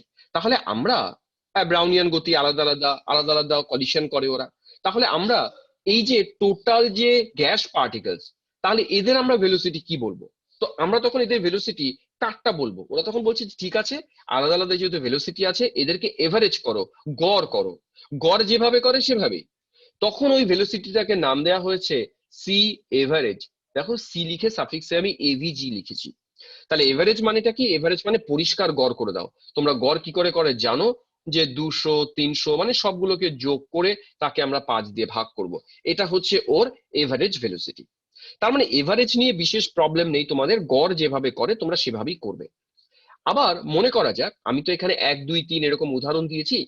ধরা যাক আমার কাছে n1 খানা মলিকিউলস আছে যারা c1 ভেলোসিটিতে চলে, n2 খানা মলিকিউলস আছে যারা c2 ভেলোসিটিতে চলে, n3 খানা মলিকিউলস c3 ভেলোসিটি চলে, নিয়ে যদি ডট ডট ডট ডট এরকম চলে, তখন তার এভারেজ ভেলোসিটি ফর্মুলা কি হবে? সি এভারেজ ইকুয়ালস টু হবে হচ্ছে n1 খানা c1 এ চলছে, তার মানে n1 c1 plus n2 c2 plus dot dot dot dot যদি আরো থাকে আরো, by n1 plus n2 plus n3। এই যে জিনিসটা দেখছো এটাই এভারেজ ভেলোসিটি। তাহলে এমনি কনসেপ্টটা বোঝা গেছে এভারেজ ভেলোসিটি কি। এবার এখানে একটা কথা আমি বলে দিই, এই যে এভারেজ ভেলোসিটি, এই এভারেজ ভেলোসিটির একটা ফর্মুলা আছে। দেখো একটা প্র্যাকটিক্যাল জিনিস বোঝো। মনে করো তোমাকে কেউ বাস্তবে বললো, আচ্ছা আমার একটা পাত্র তোমাকে দিয়ে দিলাম, সেই পাত্রের মধ্যে ধরো আমি 10 গ্রাম অক্সিজেন মলিকিউলস নিয়েছি। তোমাদের আইডিয়া আছে 10 গ্রাম অক্সিজেন মলিকিউলস আছে, 10 না, বেটার আমি 32 গ্রাম অক্সিজেন মলিকিউলস নিয়েছি। কারো আইডিয়া আছে 32 গ্রামের মধ্যে কতগুলো অক্সিজেন মলিকিউলস আছে? গেস করা। স্যার 32 ইনটু 6.02 × 10^23 মানে না না না, অ্যাভোগাড্রো। 32 দিয়ে গুণ কেন করবো? Just Avogadro number, Avogadro number. এটা তো 1 মোল গ্যাস, 1 মোল গ্যাসে হ্যাঁ মলিকিউলস স্যার, আছে 1 মোলের মধ্যে অ্যাভোগাড্রো নাম্বার। অ্যাভোগাড্রো নাম্বার থাকবে। এবার ভাবো তুমি, তার মানে এখানে 1 2 3 4 5 6 করে করে মলিকিউলস আছে 10^23টা। এখন তোমরা ভাবো তো প্র্যাকটিক্যালি এমন কোনো মেশিন আবিষ্কার করা সম্ভব যে এতগুলো মলিকিউলস এর মধ্যে একটা মলিকিউলস কোন বেগে, এই মলিকিউলস কোন বেগে, এই মলিকিউলস কোন বেগে, ওই বেগগুলোকে ক্যালকুলেট করতে পারে, তারপরে তাদের আবার এভারেজ করতে পারে? বলো তো সম্ভব কিনা? প্র্যাকটিক্যালি পসিবল হবে এটা? স্যার না। সম্ভব না তো। তুমি অ্যাভোগাড্রো সংখ্যা বাদ দাও, আমি যদি তোমাকে মাত্র 100টা মলিকিউলস দিয়ে বলি এই 100টা মলিকিউলসে কোন মলিকিউলস কোন বেগে মুভ করছে, তুমি আমাকে বলে দাও দেখি, এমন একটা মেশিন আবিষ্কার করো। এরকম মেশিন আজ অব্দি কেউ আবিষ্কার করতে পারেনি যারা একটা মলিকিউলস ধরে ধরে ডিল করতে পারে যে ওর ভেলোসিটি কত। তখন সায়েন্টিস্টদের বিকল্প উপায় কি? ওরা তখন একটা থিওরিটিক্যাল অ্যাপ্রোচ নিয়েছে। সেই থিওরিটিক্যাল অ্যাপ্রোচটা আমরা একটু বাদে ডিসকাস করব, কিন্তু ডেরিভেশনে যাব না। হ্যাঁ, ওটাকে বলে বোলজম্যান ডিস্ট্রিবিউশন ফাংশন। আমি আসবো একটু পরে। হ্যাঁ, টার্মটা হচ্ছে বোলজম্যান ডিস্ট্রিবিউশন ফাংশন। সেই ডিস্ট্রিবিউশন ফাংশনে না বিরাট বড় একটা ফর্মুলা আছে। ওই ফর্মুলাগুলোকে ওরা একটা ম্যাথমেটিক্যাল অপারেশন করে, ইন্টিগ্রেশন বলো যাই বলো, ম্যাথমেটিক্যাল অপারেশন করে ওরা এই ফর্মুলাগুলো এস্টাবলিশ করেছে। তোমরা শুধু ফর্মুলাগুলো মুখস্থ করবে। বোলজম্যান ডিস্ট্রিবিউশনের ইকুয়েশনটা কি সেটা ম্যাক্সিমাম আমি শেখাতে পারি, কিন্তু ডেরিভেশন আমি এখানে শেখাবো না। ওই ডেরিভেশনটা আমরা পড়বো গিয়ে অনার্সে। অনার্সে ডেরিভেশন গুলো আছে যে কিভাবে এভারেজ ভেলোসিটি লোকে এস্টাবলিশ করেছে। তোমরা আপাতত এভারেজ ভেলোসিটির তন্ময় লিখেছি দেখছি ফর্মুলাটা, এই ফর্মুলাটা মুখস্থ করো। দেখো √8 RT বাই পাই এম, এই ফর্মুলাটা চলো মুখস্থ করবো। এই ফর্মুলায় কোনটা কি আমি একটু বুঝিয়ে দিই। এই আর তো গ্যাস ধ্রুবক জানো, গ্যাস কনস্ট্যান্ট, টি হচ্ছে টেম্পারেচার, পাইটা তো নর্মাল পাই, আর ক্যাপিটাল এম দেখছো এটা গ্যাসটার মলিকুলার ওয়েট। তার মানে দেখো এটা কিন্তু কোয়াইট লজিক্যাল। তুমি যে অক্সিজেনের এভারেজ ভেলোসিটি, সরি যে গ্যাসের এভারেজ ভেলোসিটি ক্যালকুলেট করতে চাও, সেটা যদি অক্সিজেন হয় আমরা এখানে এম এর জায়গায় 32 বসাবো, যে টেম্পারেচারে রেখেছো সেই টেম্পারেচার বসাও, আর এর ভ্যালু জানো, পাই ভ্যালু জানো, খুব ইজিলি এখান থেকে আমরা ওর এভারেজ ভেলোসিটি ক্যালকুলেট করতে পারবো। তাহলে এই জায়গা থেকে আমি কি বোঝাতে চাইছি, এভারেজ ভেলোসিটি কনসেপ্টটা কি সেটা এখান থেকে জানো, কনসেপ্টটা কি, বাট এর যে ফর্মুলা সেটা তোমাকে অঙ্ক করার সময় কিন্তু এটা কাজে আসবে না, অঙ্ক করার সময় এটা কাজে আসবে। তোমাদের বোঝাতে পারলাম? তোমাদের কি মুখস্থ করতে হবে এখান থেকে? দেখো তো বুঝতে পারলে কিনা। ওকে, তাহলে এভারেজ ভেলোসিটি মুখস্থ করে ফেলি। এবার লক্ষ্য করো, এই যে আমরা এভারেজ ভেলোসিটি পড়লাম, C average, average velocity problem কোথায় যে লোকের এর বাইরে যাবার প্রয়োজন পড়লো? দেখো একটা জিনিস, যখন নতুন কিছু আবিষ্কার হয় তখন কিন্তু এর ড্রব্যাকস ছিল বলেই না লোকে অন্য কিছু আবিষ্কার করেছে। তো আমি তোমাদের এভারেজ ভেলোসিটি একটা ড্রব্যাকস দেখাই। ড্রব্যাকসটা কিরকম একটা এক্সাম্পল দিচ্ছি।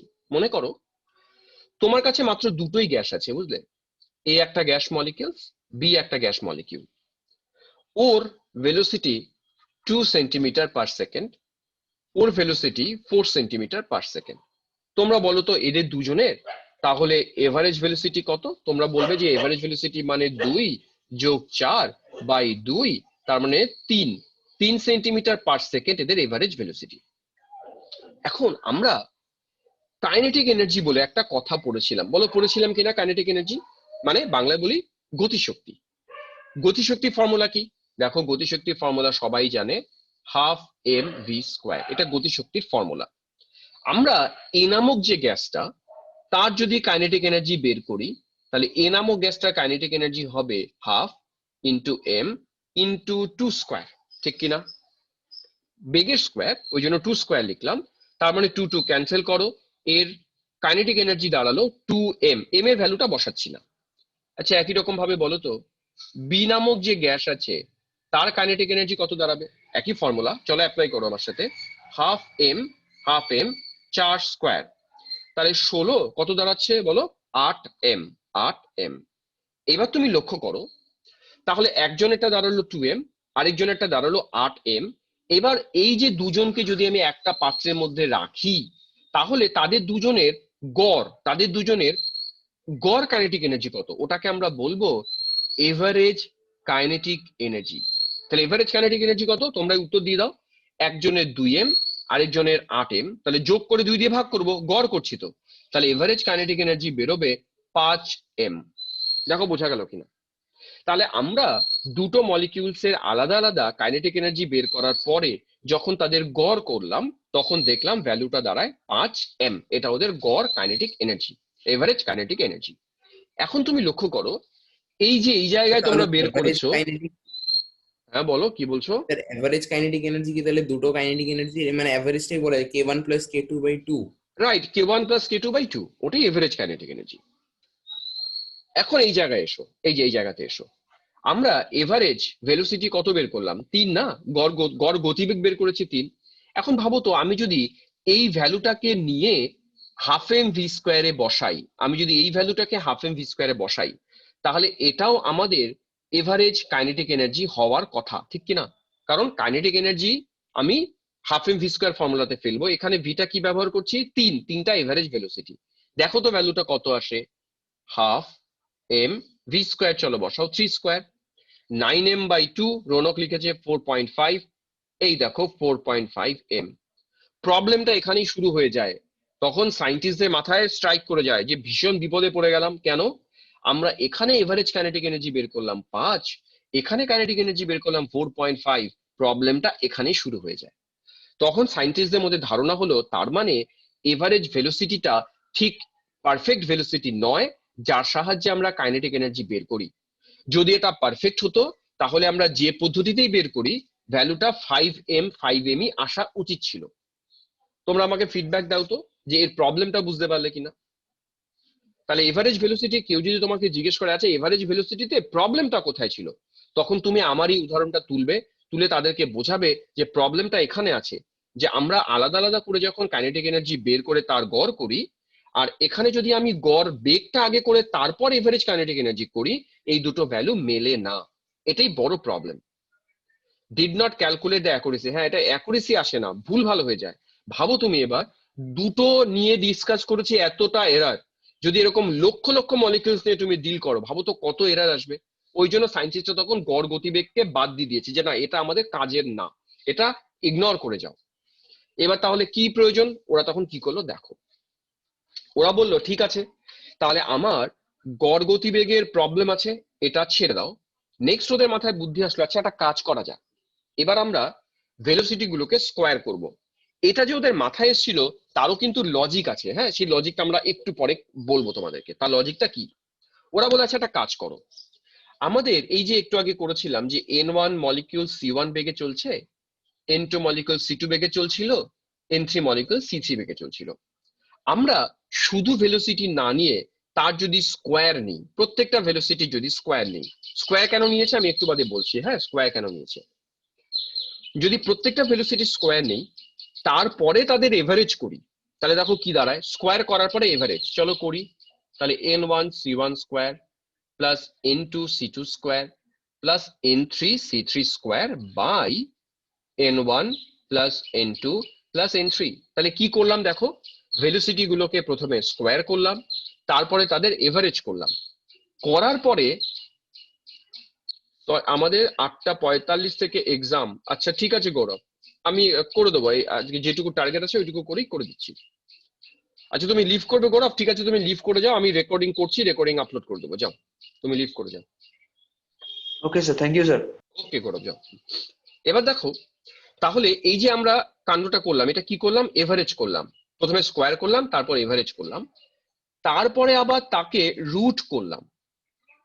এই যে যেটা দাঁড়ালো, এই যে এত কিছু কাণ্ড করলাম, এটা যেটা দাঁড়ালো সেইটাকে ওরা নাম দিয়েছে সিআরএমএস।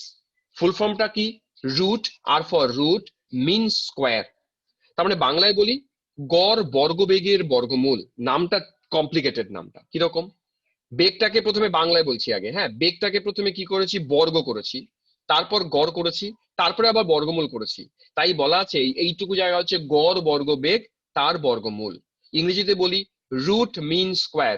রুট করেছি মিন স্কোয়ার, মানে ভেলোসিটিকে স্কোয়ার করে তার মিন করে তার রুট করেছি, তাই নামটা দেওয়া হয়েছে সিআরএমএস। তার মানে তোমাদের যদি সিআরএমএস করতে হয়, ধরা যাক ওই উদাহরণটাতে আমি আসি, যে মনে করো আমার যে ভেলোসিটি 2 ছিল আর ভেলোসিটি 4 ছিল, তোমরা এই দুটো ভেলোসিটি থেকে তাদের সিআরএমএস কত হবে করে দিতে পারবে? কি করবে বলে দিই, তোমরা প্রথমে ভেলোসিটি গুলোকে আগে স্কোয়ার করো। ওকে, আচ্ছা চলো আগে এটাকে আমরা স্কোয়ার করি। তাহলে 2 এর স্কোয়ার করো, 4 এর স্কোয়ার করো, তারপরে তাদের রুট করো, এভারেজ করো। তাহলে 2 এর স্কোয়ার, 4 এর স্কোয়ার বাই 2, এটা কি হয়ে গেল? এভারেজ। এবার তার আবার রুট করো, দেখি তো রুট করে কত আসে। এদিকে তোমার 4, এদিকে তোমার 16, 16 4 20 বাই 2, আর রুট ওভার রুট 10 রুট 10। 6.16। আচ্ছা, এটা তোমার দাঁড়াচ্ছে হচ্ছে রুট 10। ঠিক আছে, আমি রুট 10ই রাখলাম আপাতত, বুঝলো, রুট 10। তার মানে এই যে দুটো ভেলোসিটি, তার যদি আমরা সিআরএমএস করি, ভ্যালুটা দাঁড়ালো রুট 10। এবার তুমি লক্ষ্য করো, এই সিআরএমএস দিয়ে তুমি যদি এবার এভারেজ কাইনেটিক এনার্জি বের করতে চাও, তাহলে কি দাঁড়ায় দেখো। আমরা ফর্মুলা কি জানি কাইনেটিক এনার্জির? Half M V square equals to half M, এখানে ভিটা কি? এখানে ভিটাকে রুট 10 ব্যবহার করছি, তাহলে রুট 10 এর চলো স্কোয়ার করো। স্কোয়ার বুঝতে পারছো কি দাঁড়ালো? দেখো কত দাঁড়ালো? 5m। লক্ষ্য করো, লক্ষ্য করো, খুব ইন্টারেস্টিং। আমরা যখন আলাদা আলাদা ভাবে এর আগের পেজে দেখিয়েছিলাম, আলাদা আলাদা ভাবে কাইনেটিক এনার্জি এভারেজ করে কত পেয়েছিলাম? 5m পেয়েছিলাম। আমি সিআরএমএস অ্যাপ্লাই করে কিন্তু 5m ই পেলাম।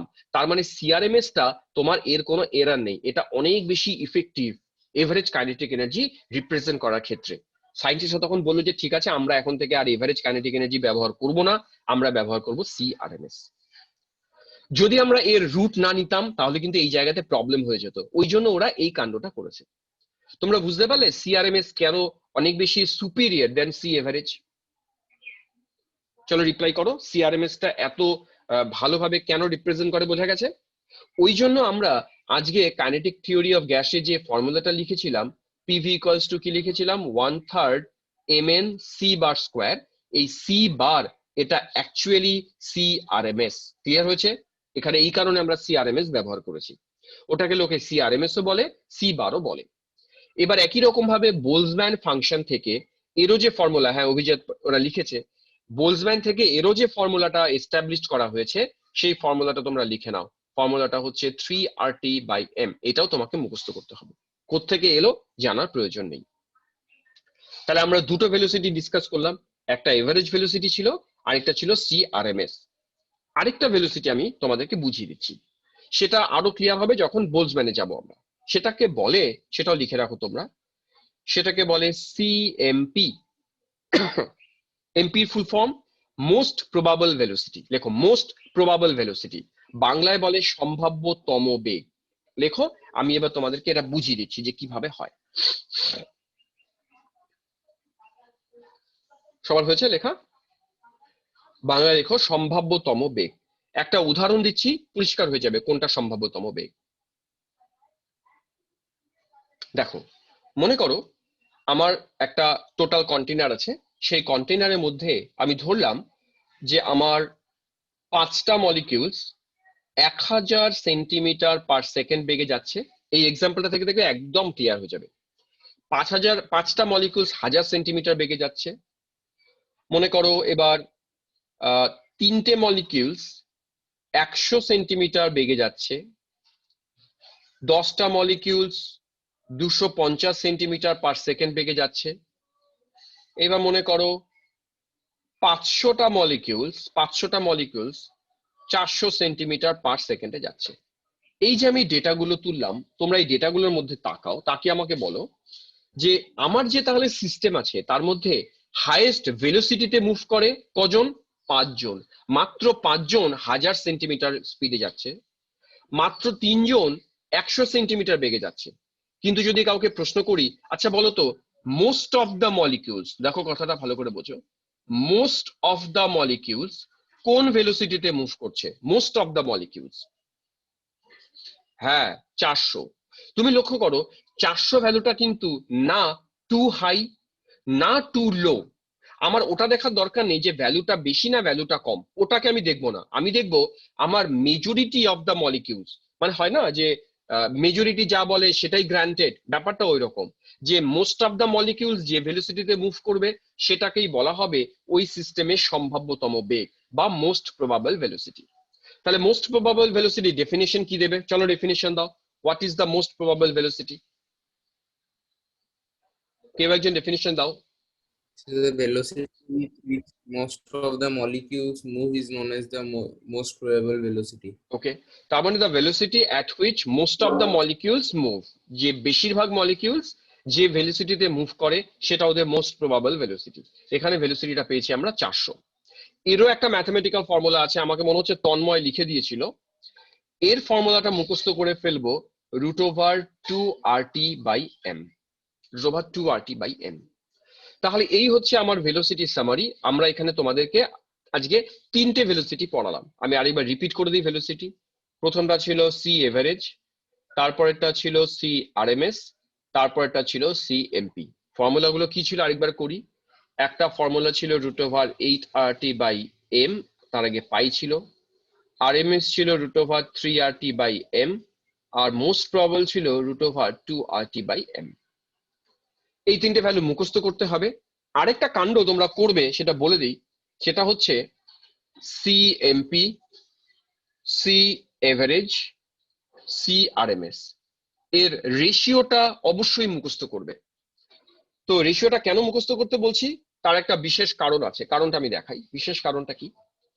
তোমরা রেশিওটা দেখো, করা খুব সহজ। প্রত্যেকটা ভ্যালু এখানে বসিয়ে দেবে, যেটা যেটা ক্যান্সেল করা যায় ক্যান্সেল করবে। দেখো ক্যান্সেল করলে কি দাঁড়ায়, সিএমপি দাঁড়াবে √2, এখানে দাঁড়াবে √8/পাই, আর এটা দাঁড়াবে √3। এটা করে ছড়ে যেটা দাঁড়ায় সেটা আমি একবারে লিখে দিচ্ছি। একটা দাঁড়াবে 1:1.128, 1.128। এটা দিলে, একটা দিলে ভেরি গুড অর্ণব, একটা দিলে আরেকটা ইজিলি বের করা যাবে। আর আরেকটা দাঁড়াবে 1.224। এই ভ্যালুটা আমরা মুখস্থ কি কারণে করতে বলছি? অর্ণব লিখেছে কারণটা একটাই। সাপোজ পরীক্ষার প্রশ্ন এলো যে একটা সিস্টেমের most probable velocity suppose 200 centimetre per second, চলো তুমি তাহলে ওর সি এভারেজ বের করে দাও। আমি আর কিচ্ছু না, জাস্ট এটাকে মাল্টিপ্লাই করব বাই দিস ফ্যাক্টর।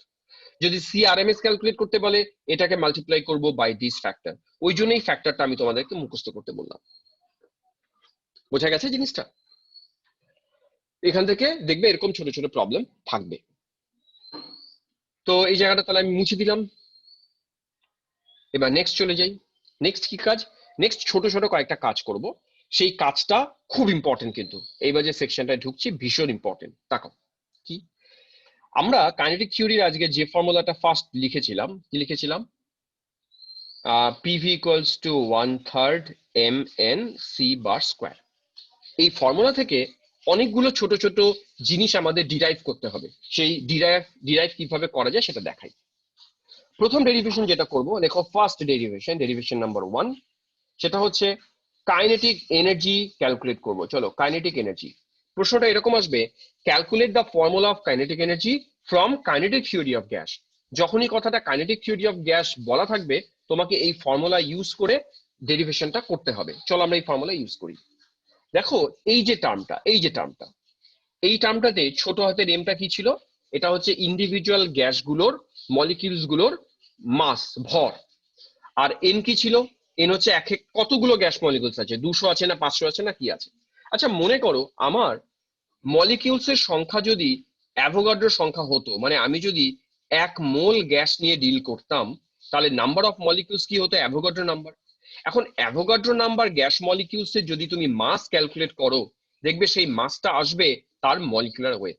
অর্থাৎ আমার গ্যাস যদি 1 মোল হয়, তাহলে এই যে ছোট হাতের এম আর ছোট হাতের এন, এদের দুইজনকে যদি তুমি মাল্টিপ্লাই করো, এটা কিন্তু আসবে ওর মলিকিউলার ওয়েট, অর্থাৎ একে আমরা লিখবো ক্যাপিটাল এম। তাহলে বোঝার চেষ্টা করো, আমার এই ফর্মুলাতে এই দুটো জিনিসের জায়গায় আমি ক্যাপিটাল এম বসাবো কখন? ব্র্যাকেটে লিখবে ফর 1 মোল গ্যাস। দেখো তো বুঝতে পারলে কিনা? তাহলে ফর্মুলাটা আমি একটু মডিফাই করে ফেলি। মডিফাই কি করলাম দেখো, PV equals to 1/3 capital M C bar square. আমি ক্যাপিটাল এম যখনই লিখলাম, এর মানে তোমরা সঙ্গে সঙ্গে ব্র্যাকেটে লিখবে ফর 1 মোল অফ গ্যাস। তাহলে 1 মোল গ্যাসের ক্ষেত্রে স্মল এম ক্যাপিটাল এম এই দুটো মানে কিন্তু sorry small M R N, এটা মানে ক্যাপিটাল এম। দেখো তো এটুকু বোঝা গেল কিনা? এই লাইনটার মানেটা বুঝতে পারলে কিনা? দেখো বুঝতে পারলে বলো হ্যাঁ বুঝেছি, নেক্সট প্রসিড করি। আচ্ছা এটা বুঝেছি, এবার তাকাও। আমি এই জায়গাটা একটা জোর করে কায়দা করতে চাইছি। দেখো কায়দা কি, আমি 1/3টাকে ইচ্ছে করে এখানে জোর করে 2/3 করলাম, করে আবার ইচ্ছে করে হাফ দিয়ে মাল্টিপ্লাই করে দিলাম। বলো বুঝলে কিনা? জোর করে 2/3 লিখলাম, হাফ দিয়ে মাল্টিপ্লাই করলাম। বুঝলে সবাই? যাতে করে 2 কেটে গিয়ে 1/3 পড়ে থাকে। এই জিনিসটার দিকে তাকাও, এই জিনিসটার দিকে তাকাও, এটা অনেকটা হাফ এম ভি স্কোয়ারের মতন। তো হাফ এম ভি স্কোয়ার মানে জানোই, হাফ এম ভি স্কোয়ার মানে তো ওর গতিশক্তি, কাইনেটিক এনার্জি। তাহলে আমি এইটুকুর জায়গায় লিখে দেবো কাইনেটিক এনার্জি। তাহলে একবারে লিখি, therefore kinetic energy equals to কি দাঁড়াচ্ছে? কাইনেটিক এনার্জি ইকুয়ালস টু দাঁড়াচ্ছে, এই 2/3টাকে এপাশে নিয়ে চলে এসো, কি দাঁড়াবে? 3/2 3/2 ইন্টু পিভি। আর পিভি এর জায়গায় আমরা কি লিখতে পারি? আমরা বয়েলস লতে পড়েছিলাম পিভি ইকুয়ালস টু আরটি, অর্থাৎ এটা ইকুয়ালস টু 3/2 আরটি। তাহলে kinetic energy equals to 3/2 RT, এটাকে একটা বক্স করে ফেলো। এই সিগনিফিকেন্স বোঝাচ্ছি। এটা ডিরাইভ করতে দেবে লোকে, এইভাবে আমরা ডিরাইভ করব। খুব সহজ ডেরিভেশন, কঠিন নয়।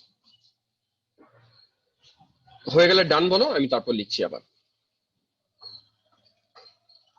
স্যার ডান সবার? কাইনেটিক এনার্জি এখানে 3/2 পিভি কি করে 3/2 আসলো? পিভি জায়গায় আমরা আরটি বসালাম। বয়স জানি হ্যাঁ, পিভি কস্ট আরটি, ওই জন্য ফাইনালি পেলাম যেটা। আরেকবার লিখি, ফাইনালি কি পেলাম? ফাইনালি পেলাম যে কাইনেটিক এনার্জি এটা ইকুয়ালস টু কি যেন পেলাম, 3/2 ছিল, সরি 3/2 ইন্টু আর টি।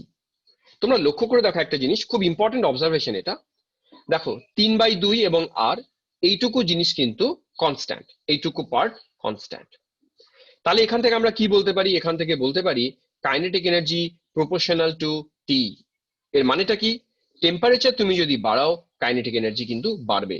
এবং কাইনেটিক এনার্জি এটা কিন্তু ওদের এমন নয় যে গ্যাস অনুযায়ী আস্তে আস্তে ভ্যারি করে যাবে। ধরা যাক আমি তোমাদের বললাম যে অক্সিজেন গ্যাস রেখেছি একটা পাত্রে, কত টেম্পারেচারে? সাপোজ 298 কেলভিন টেম্পারেচারে। সেম টেম্পারেচারে আমি আরেক জায়গায় নাইট্রোজেন মলিকিউলস রেখেছি, নাইট্রোজেন গ্যাস রেখেছি। তোমরা বলতে পারবে এই দুটোর কাইনেটিক এনার্জি কি সেম হবে না আলাদা হবে? যদি আমি একই পরিমাণ গ্যাসকে রাখি, গ্যাসটা আলাদা কিন্তু পরিমাণ একই রেখেছি, একই টেম্পারেচারে রেখেছি, কি বলবে যে সেম হবে না আলাদা হবে? উত্তর হবে হ্যাঁ, 3-4 জন উত্তর দিয়ে দিয়েছে, উত্তর হবে সেম হবে। কারণটা কি সেম হবে? তুমি এই ফর্মুলায় এসো, কাইনেটিক এনার্জি শুধুমাত্র ওর উপর ডিপেন্ড করে। তুমি যদি টেম্পারেচারটা দুজনে সেম রাখো, গ্যাস আলাদা হোক গে, কাইনেটিক এনার্জি দুজনের সেম থাকবে। এটা ইম্পর্টেন্ট অবজারভেশন। চলো স্টার্ট দিয়ে রাখো অবজারভেশনটাকে। বুঝতে পারলে জিনিসটা? এভাবে কাইনেটিক এনার্জিকে আমরা বের করব। তাহলে কাইনেটিক এনার্জি ডেরিভেশন হয়ে গেল। এবার 2 নম্বর ডেরিভেশন কি? 2 নম্বর ডেরিভেশন পরীক্ষায় প্রশ্ন দেয়, আমি একটা দুটো দেখাবো, বাকিগুলো নিজেরা বাড়িতে করবে। এই যে কাইনেটিক থিওরি ফর্মুলাটা, আরেকবার লিখি ফর্মুলাটা, PV equals to 1/3 M N C bar square. এখান থেকে তোমরা পরপর কয়েকটা কথা লিখে যাচ্ছি, Boyle's law, Charles law, Boyle's law, Charles law, Avogadro's law, এগুলো এস্টাবলিশড করো। প্রশ্নটা কি আরেকবার বলে দিই, বলবে এস্টাবলিশড বয়েলস ল, চার্লস ল, আরো আছে dot dot dot dot, from kinetic theory of gas. তো আমি একটা করে দেখাই যে কিভাবে এস্টাবলিশড করে, তোমরা তারপরে নিজেরা করবে যে কিভাবে এস্টাবলিশড করে দেখাই। আমরা এই ফর্মুলা থেকে স্টার্ট করি। আবার দেখো কি হয়। আমি একটু আগে কি লিখেছিলাম, PV equals to 1/3 capital M C bar square, যা আগে করেছিলাম সেটাই আবার রিপিট করছি। 1/3 কে কায়দা করে লিখেছিলাম এরকম 2/3 ইন্টু হাফ, এটাকে করেছিলাম এম সি বার স্কোয়ার। এইটুকু জিনিসটাকে বলেছিলাম কাইনেটিক এনার্জি, তাহলে 2/3 ইন্টু কাইনেটিক এনার্জি। এবার তুমি লক্ষ্য করো কাইনেটিক এনার্জি কার সাথে প্রপোর্শনাল। আচ্ছা সাত্বিক বলছে রিপিট। সাত্বিক কোন জায়গাটা রিপিট করবো বলো? সাত্বিক কেটে গেছে। এই যে স্যার আচ্ছা, জাস্ট এখনই যেটা বললেন স্যার। আচ্ছা আমি আরেকবার বলছি। আমি বলছি যে কাইনেটিক থিওরি যে গ্যাসের ফর্মুলা, সেই ফর্মুলা থেকে আমরা বয়েলস ল এস্টাবলিশড করব, মানে বয়েলস ল যে কারেক্ট সেটাকে আমরা প্রুফ করব। কিভাবে ম্যাথমেটিক্যালি প্রুফ করি দেখো। আমি PV equals to 1/3 mn c square লিখেছিলাম। mn এর জায়গায়, এই mn এর জায়গায় ক্যাপিটাল এম বসালাম। কখন ক্যাপিটাল এম বসাতে পারি? যখন আমরা 1 মোল গ্যাস নিয়ে ডিল করি। এবার 1/3 কে জোর করে 2/3 ইন্টু হাফ লিখতেই পারি। এইটুকু জায়গায় দেখো, এইটুকু জায়গায় আমরা কি লিখতে পারি? কাইনেটিক এনার্জি লিখতে পারি। এখন বোঝো তাহলে আমি কি পেলাম? আমি পেলাম PV equals two 2/3 into kinetic energy, এটা পেলাম। এখন তোমরা জানো যে কাইনেটিক এনার্জিটা মাত্র টেম্পারেচারের সাথে রিলেটেড, টেম্পারেচার বাড়লে ও বাড়বে। আচ্ছা বলো তো এবার টেম্পারেচারকে যদি আমি কনস্ট্যান্ট রেখে দিই কোনোভাবে, টেম্পারেচারকে যদি কনস্ট্যান্ট রেখে দিই, তাহলে এই জিনিসটার টোটাল রাইট হ্যান্ড সাইডটা কনস্ট্যান্ট না ভ্যারিয়েবল? কেউ রিপ্লাই করবে। কনস্ট্যান্ট। স্যার কেন কনস্ট্যান্ট? 2/3 কনস্ট্যান্ট আছে। কাইনেটিক এনার্জি শুধু টি এর উপর ডিপেন্ড করে। টি যদি কনস্ট্যান্ট থাকে তাহলে টোটাল রাইট হ্যান্ড সাইডটা কনস্ট্যান্ট। তার মানে আমরা এখান থেকে লিখতে পারি PV equals to constant when T equals to constant. এই জিনিসটাই বয়েলস ল। বয়েলস লতে এটাই বলা ছিল যে যদি টেম্পারেচার চেঞ্জ না হয়, টেম্পারেচার কনস্ট্যান্ট থাকে, তাহলে পিভি কনস্ট্যান্ট থাকবে। এই যে বয়েলস ল এস্টাবলিশড হয়ে গেল। তাহলে বোঝা গেল কিভাবে এস্টাবলিশড করতে হয়। এরকম ভাবে আমি একটা তোমাদেরকে দেখালাম। আমি আর বাকিগুলো নিয়ে সময় নষ্ট করব না। বাকি কি কি বয়েলস তা বলে দিলাম। চার্লস নিজেরা করবে, অ্যাভোগাড্রো নিজেরা করবে, এগুলো নিজেরা পড়বে, দেখবে একই প্রসেসে এইভাবেই করা আছে সবগুলো বইতে। এবার বইতে যদি না থাকে কারো বইতে, তাহলে আমাকে বলবে, তাহলে আমি এটা স্ক্যান করে তোমাদেরকে পাঠিয়ে দেবো যদি কারো বইতে না থেকে থাকে তো। আচ্ছা লাস্ট আরেকটা কাজ করব, সেটা নিয়ে পরীক্ষায় প্রশ্ন আসে, সেটা হচ্ছে আমরা ওই গ্রাহামস ল পড়েছিলাম না, গ্রাহামস ল, সেই গ্রাহামস ল থেকে একটা ছোট্ট ম্যাথমেটিক্যাল ফর্মুলা এস্টাবলিশ করি। কিরকম? আমি আবার লিখছি, চলো লেখো। পিভি ইকুয়ালস টু, এটা দিয়ে অঙ্ক আসবে, স্টার্ট দাও, ওই জন্য আমি এটাকে এস্টাবলিশ করে দিই। আচ্ছা সাত্বিক বলছে পাঠিয়ে দেবো, ঠিক আছে সাত্বিক পাঠিয়ে দেবো। দেখো পিভি ইকুয়ালস টু কি? পিভি ইকুয়ালস টু হচ্ছে 1/3 mn c বার স্কোয়ার, এটা ছিল। আমরা এখান থেকে, আচ্ছা এই যে সিআরএমএস, সিআরএমএসটাকে লিখি আলাদা করে। তাহলে সিআরএমএস ইকুয়ালস টু কি লিখতে পারি? আমরা সিআরএমএস ইকুয়ালস টু লিখতে পারি রুট ওভার, একবারে করে দিচ্ছি, হ্যাঁ না বুঝতে পারলে বলো আমাকে। 3 পিভি, দেখো একবারে কি লিখলাম, 3 পিভি বাই mn। বলো বোঝা গেল কিনা? বুঝতে পেরেছো? কিচ্ছু করিনি, 3 কে এদিকে নিয়ে গেছি, mn কে নিয়ে গেছি, রুট ওভার করে দিয়েছি। চলো এটাকে আরেকবার করো। 3p, আমি ভিটাকে নিচে নামাচ্ছি, তাহলে কি লেখা যায় দেখো, n, লেখে না, mn বাই v লেখা যায়। এই যে জিনিসটা, ওপরেরটা যদি 1 মোল গ্যাস নিয়ে, ওপরেরটা হচ্ছে total molecular weight by volume, mass by volume, mass by volume মানে ডেনসিটি। তাহলে ফর্মুলাটা যেটা দাঁড়াচ্ছে √3p বাই ডি। এই ফর্মুলাটাকে বক্স করে ফেলো একটা। তার মানে সিআরএমএস কিন্তু আমরা প্রয়োজন পড়লে এই ফর্মুলাতেও ক্যালকুলেট করব, 3p বাই ডি। চলো বক্স করো, এটা পরীক্ষায় দেখবে অঙ্ক দেবো আমরা পরে, এই ফর্মুলা দিয়ে আমরা অঙ্কটা করব। মোটামুটি কি ক্লিয়ার হলো তোমাদের? আচ্ছা এবার কয়েকটা ছোট্ট ছোট্ট প্রবলেম তোমাদেরকে করতে দেব। তো আমি আজকে ম্যাক্সওয়েলে যাব না, আমাদের আর একটা ক্লাস লাগবে। ম্যাক্সওয়েল আমরা নেক্সট দিন যাব, ম্যাক্সওয়েল একটু কঠিন, আজকে আর যাবো না। আজকে এই যেটুকু আলোচনা করলাম এর উপরে ছোট ছোট কয়েকটা তোমাদের প্রবলেম দেখাই, কিভাবে প্রবলেম গুলো করতে হয়। লেখো একটা প্রবলেম। মনে করো একটা সিস্টেমে টেম্পারেচার আছে suppose 54 degree C. 54 degree C তে অক্সিজেন মলিকিউলস নেওয়া আছে। প্রমাণ করতে বলছি, মানে প্রমাণ করো, প্রুভ দ্যাট এই 54 ডিগ্রি সি তে অক্সিজেনের যে সিআরএমএস এর ভ্যালু সেটা 27 ডিগ্রি সি তে যে সিআরএমএস এর ভ্যালু তার ডবল না এটা প্রুফ করতে বলছি। স্যার কোয়েশ্চেনটা আরেকবার রিপিট করুন। কোশ্চেনটা একবার রিপিট করি। 54 ডিগ্রি সি তে অক্সিজেনের যা সিআরএমএস ভ্যালু, 27 ডিগ্রি সি তে অক্সিজেনেরই যা সিআরএমএস ভ্যালু, এই দুটো ভ্যালু কি এক্সাক্ট এই ভ্যালুটা ডাবল হবে না ডাবল হবে না সেটা প্রমাণ করে দাও, যে ডাবল হচ্ছে না করো অঙ্কটা।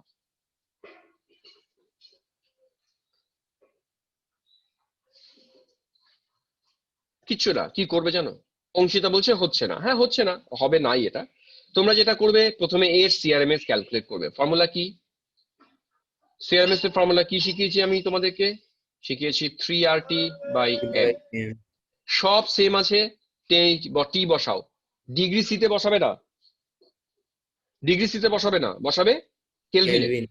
27-এ একই রকম ভাবে সিআরএমএস, এটাকে সাপোজ সিআরএমএস 1 বললাম, আরেকটা সাপোজ সিআরএমএস 2 বললাম। তারপর জাস্ট দেখাবে সিআরএমএস 1 আর সিআরএমএস 2 এর মধ্যে রিলেশনটা কিরকম আছে, ডাবল আছে না ডাবল নেই। যদি ডাবল থাকে তাহলে বলবে হ্যাঁ ডাবল, ডাবল না থাকলে বলবে না ডাবল না। কঠিন অঙ্ক ছিল না, সহজ অঙ্ক। হ্যাঁ নিউমেরিক্যাল ভ্যালু বার করে করতে হবে স্যার, টি এর রেসপেক্টে করা যাবে না? হ্যাঁ, টি এর রেসপেক্টও করা যাবে। আচ্ছা, আরেকটা প্রবলেম করো, চলো। ধরো 20 ডিগ্রি সি, অক্সিজেন মলিকিউলস নেওয়া আছে, এর সিআরএমএস ভ্যালু হাইড্রোজেনের সিআরএমএস ভ্যালুর সাথে ইকুয়াল হবে at which temperature? কথাটা আমি আরেকবার রিপিট করি, কি বলছি কথাটা। 20 ডিগ্রি সি তে অক্সিজেনের সিআরএমএস ভ্যালুর সাথে হাইড্রোজেনের সিআরএমএস এর ভ্যালু সমান হবে কোন টেম্পারেচারে? তার মানে তোমাকে সেই টেম্পারেচারটা বের করতে বলছে যে টেম্পারেচারে হাইড্রোজেনের সিআরএমএস অক্সিজেনের 20 ডিগ্রি সিআরএমএস এর সাথে ইকুয়াল। চলো করো। এরপরে অঙ্কটা বুঝতে না পারলে বলবে, অঙ্কটা বলবো আমি। দুটো সিআরএমএস কি ইকুয়াল ধরে করতে হবে? রাইট, দুটো সিআরএমএস কি ইকুয়াল করব। একটা টেম্পারেচার 20 বলা আছে, তাহলে দুটো রিলেশন যে একটা করে ফেলো, করে আমাকে উত্তর করো, সেটা আমাকে জানাও। আর ভাই এম টাকে কনস্ট্যান্ট রাখা যাবে না? এম তো স্যার চেঞ্জ হবে না, না এম তো কনস্ট্যান্ট না, অক্সিজেনের এম আলাদা, হাইড্রোজেনের এম আলাদা, শুধু আর কে কনস্ট্যান্ট রাখা যেতে পারে। আচ্ছা। ওকে, আদিত্য বলছে 18 বাহ, আদিত্য সুন্দর করে দিয়েছে অঙ্ক। ঠিক আছে, তো উত্তর কারেক্ট তোমার, 18.31 ঠিক।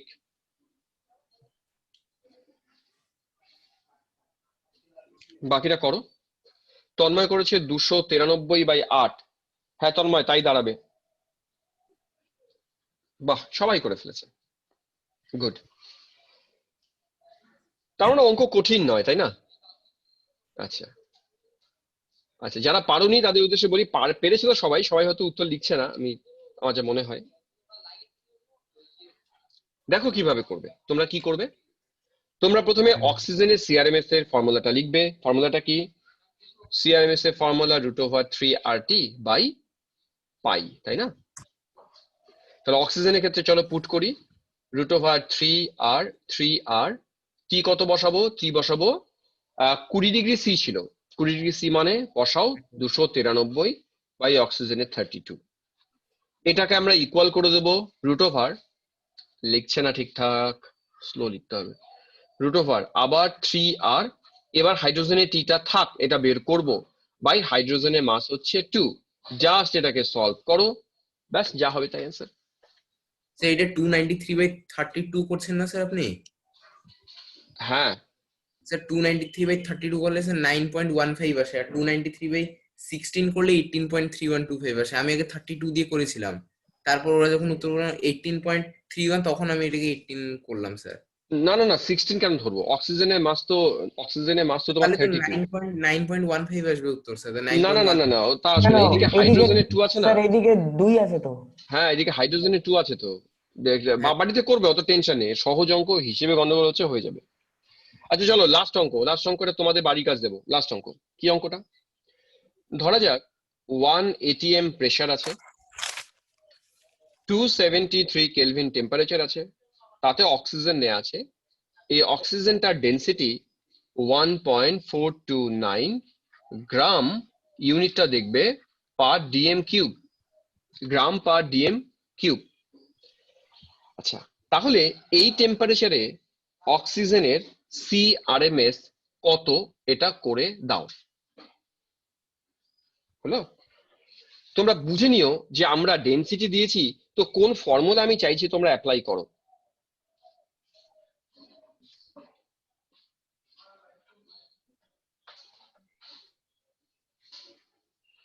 হ্যাঁ নিমেষ, এক্সামের রেজাল্ট নিমেষ, হ্যাঁ দেবো, একটু ওয়েট করো, দেবো, অনেক খাতা তো, দেবো। চলো এটা অ্যান্সার করো। এটা root 3p/d. রাইট, আমরা ওই ফর্মুলা অ্যাপ্লাই করবো। আমি তো তোমাদের দেখিয়ে দিয়েছি যে ডেনসিটি, একটু আগে বলেওছিলাম যে ডেনসিটি থাকলে আমরা ওই ফর্মুলাটা ইউজ করব। কৌলিক একটা উত্তর লিখেছে, সো 3RMS মানে হচ্ছে √3p/d। তাহলে এখানে তোমরা অ্যাপ্লাই করবে 3 পি এর ভ্যালু। কিন্তু একটা কিন্তু প্রবলেম আছে, বুঝলে, এত সহজ না কিন্তু প্রবলেমটা। হ্যাঁ, কি প্রবলেম আছে বোঝাই। তুমি প্রথম প্রবলেম হচ্ছে ডি এর ইউনিট দেখেছো, গ্রাম পার ডিএম কিউব করা আছে। আমি শুধু হিন্টস দিই, বাড়িতে করে আমাকে এটা উত্তর পাঠাবে। ডি কে তোমরা গ্রাম পার সিসি তে নিয়ে যাবে, ডিএম কিউব কে সিসি তে নিয়ে যাবে। সিসি মানে সেন্টিমিটার কিউব। কি করতে হবে আমি জানি না, তোমাদের বাড়ির কাজ থাকলো, আমি শুধু হিন্টস দেবো। প্রথম কাজ এটা। দ্বিতীয় কাজ, এই যে প্রেসারটা আমাদের 1 ATM বলা আছে, এই প্রেসারটাকেও আমাকে সিজিএস এ কনভার্ট করতে হবে। সিজিএস এ কনভার্ট করতে হবে মানে ওই যে ডাইন পার সিসি তে নিয়ে যেতে হবে, ডাইন পার সেন্টিমিটার স্কোয়ারে নিয়ে যেতে হবে। তো ডাইন পার সেন্টিমিটার স্কোয়ার কে এটিএম কে কিভাবে নিয়ে যাওয়া যায় এটা আমার জানা নেই, তোমরা জানো, আমি বলবো না, জানলেও বলবো না। এই দুটো কাজ তোমাদেরকে করতে হবে, করে তারপর ফর্মুলায় ফেলতে হবে। তাহলে আরেকবার বলে দিই কি কাজ। প্রেসার যেটা 1 ATM আছে, এটাকে তুমি ডাইনে নিয়ে চলে যাও। আর ডেনসিটি যেটা গ্রাম পার ডিএম কিউব আছে, সেটাকে গ্রাম পার সিএম কিউবে নিয়ে যাও। তারপরে ফর্মুলায় ফেলো, তবে অঙ্ক হবে, নচেত ভুল হবে। বোঝানো গেল জিনিসটা? তারপরে ইউনিট দেখবে সেন্টিমিটার পার সেকেন্ডে আসবে। আজকে আমরা এখানে স্টপ করব। হ্যাঁ, আমি আগে রেকর্ডিংটা স্টপ করে নিই।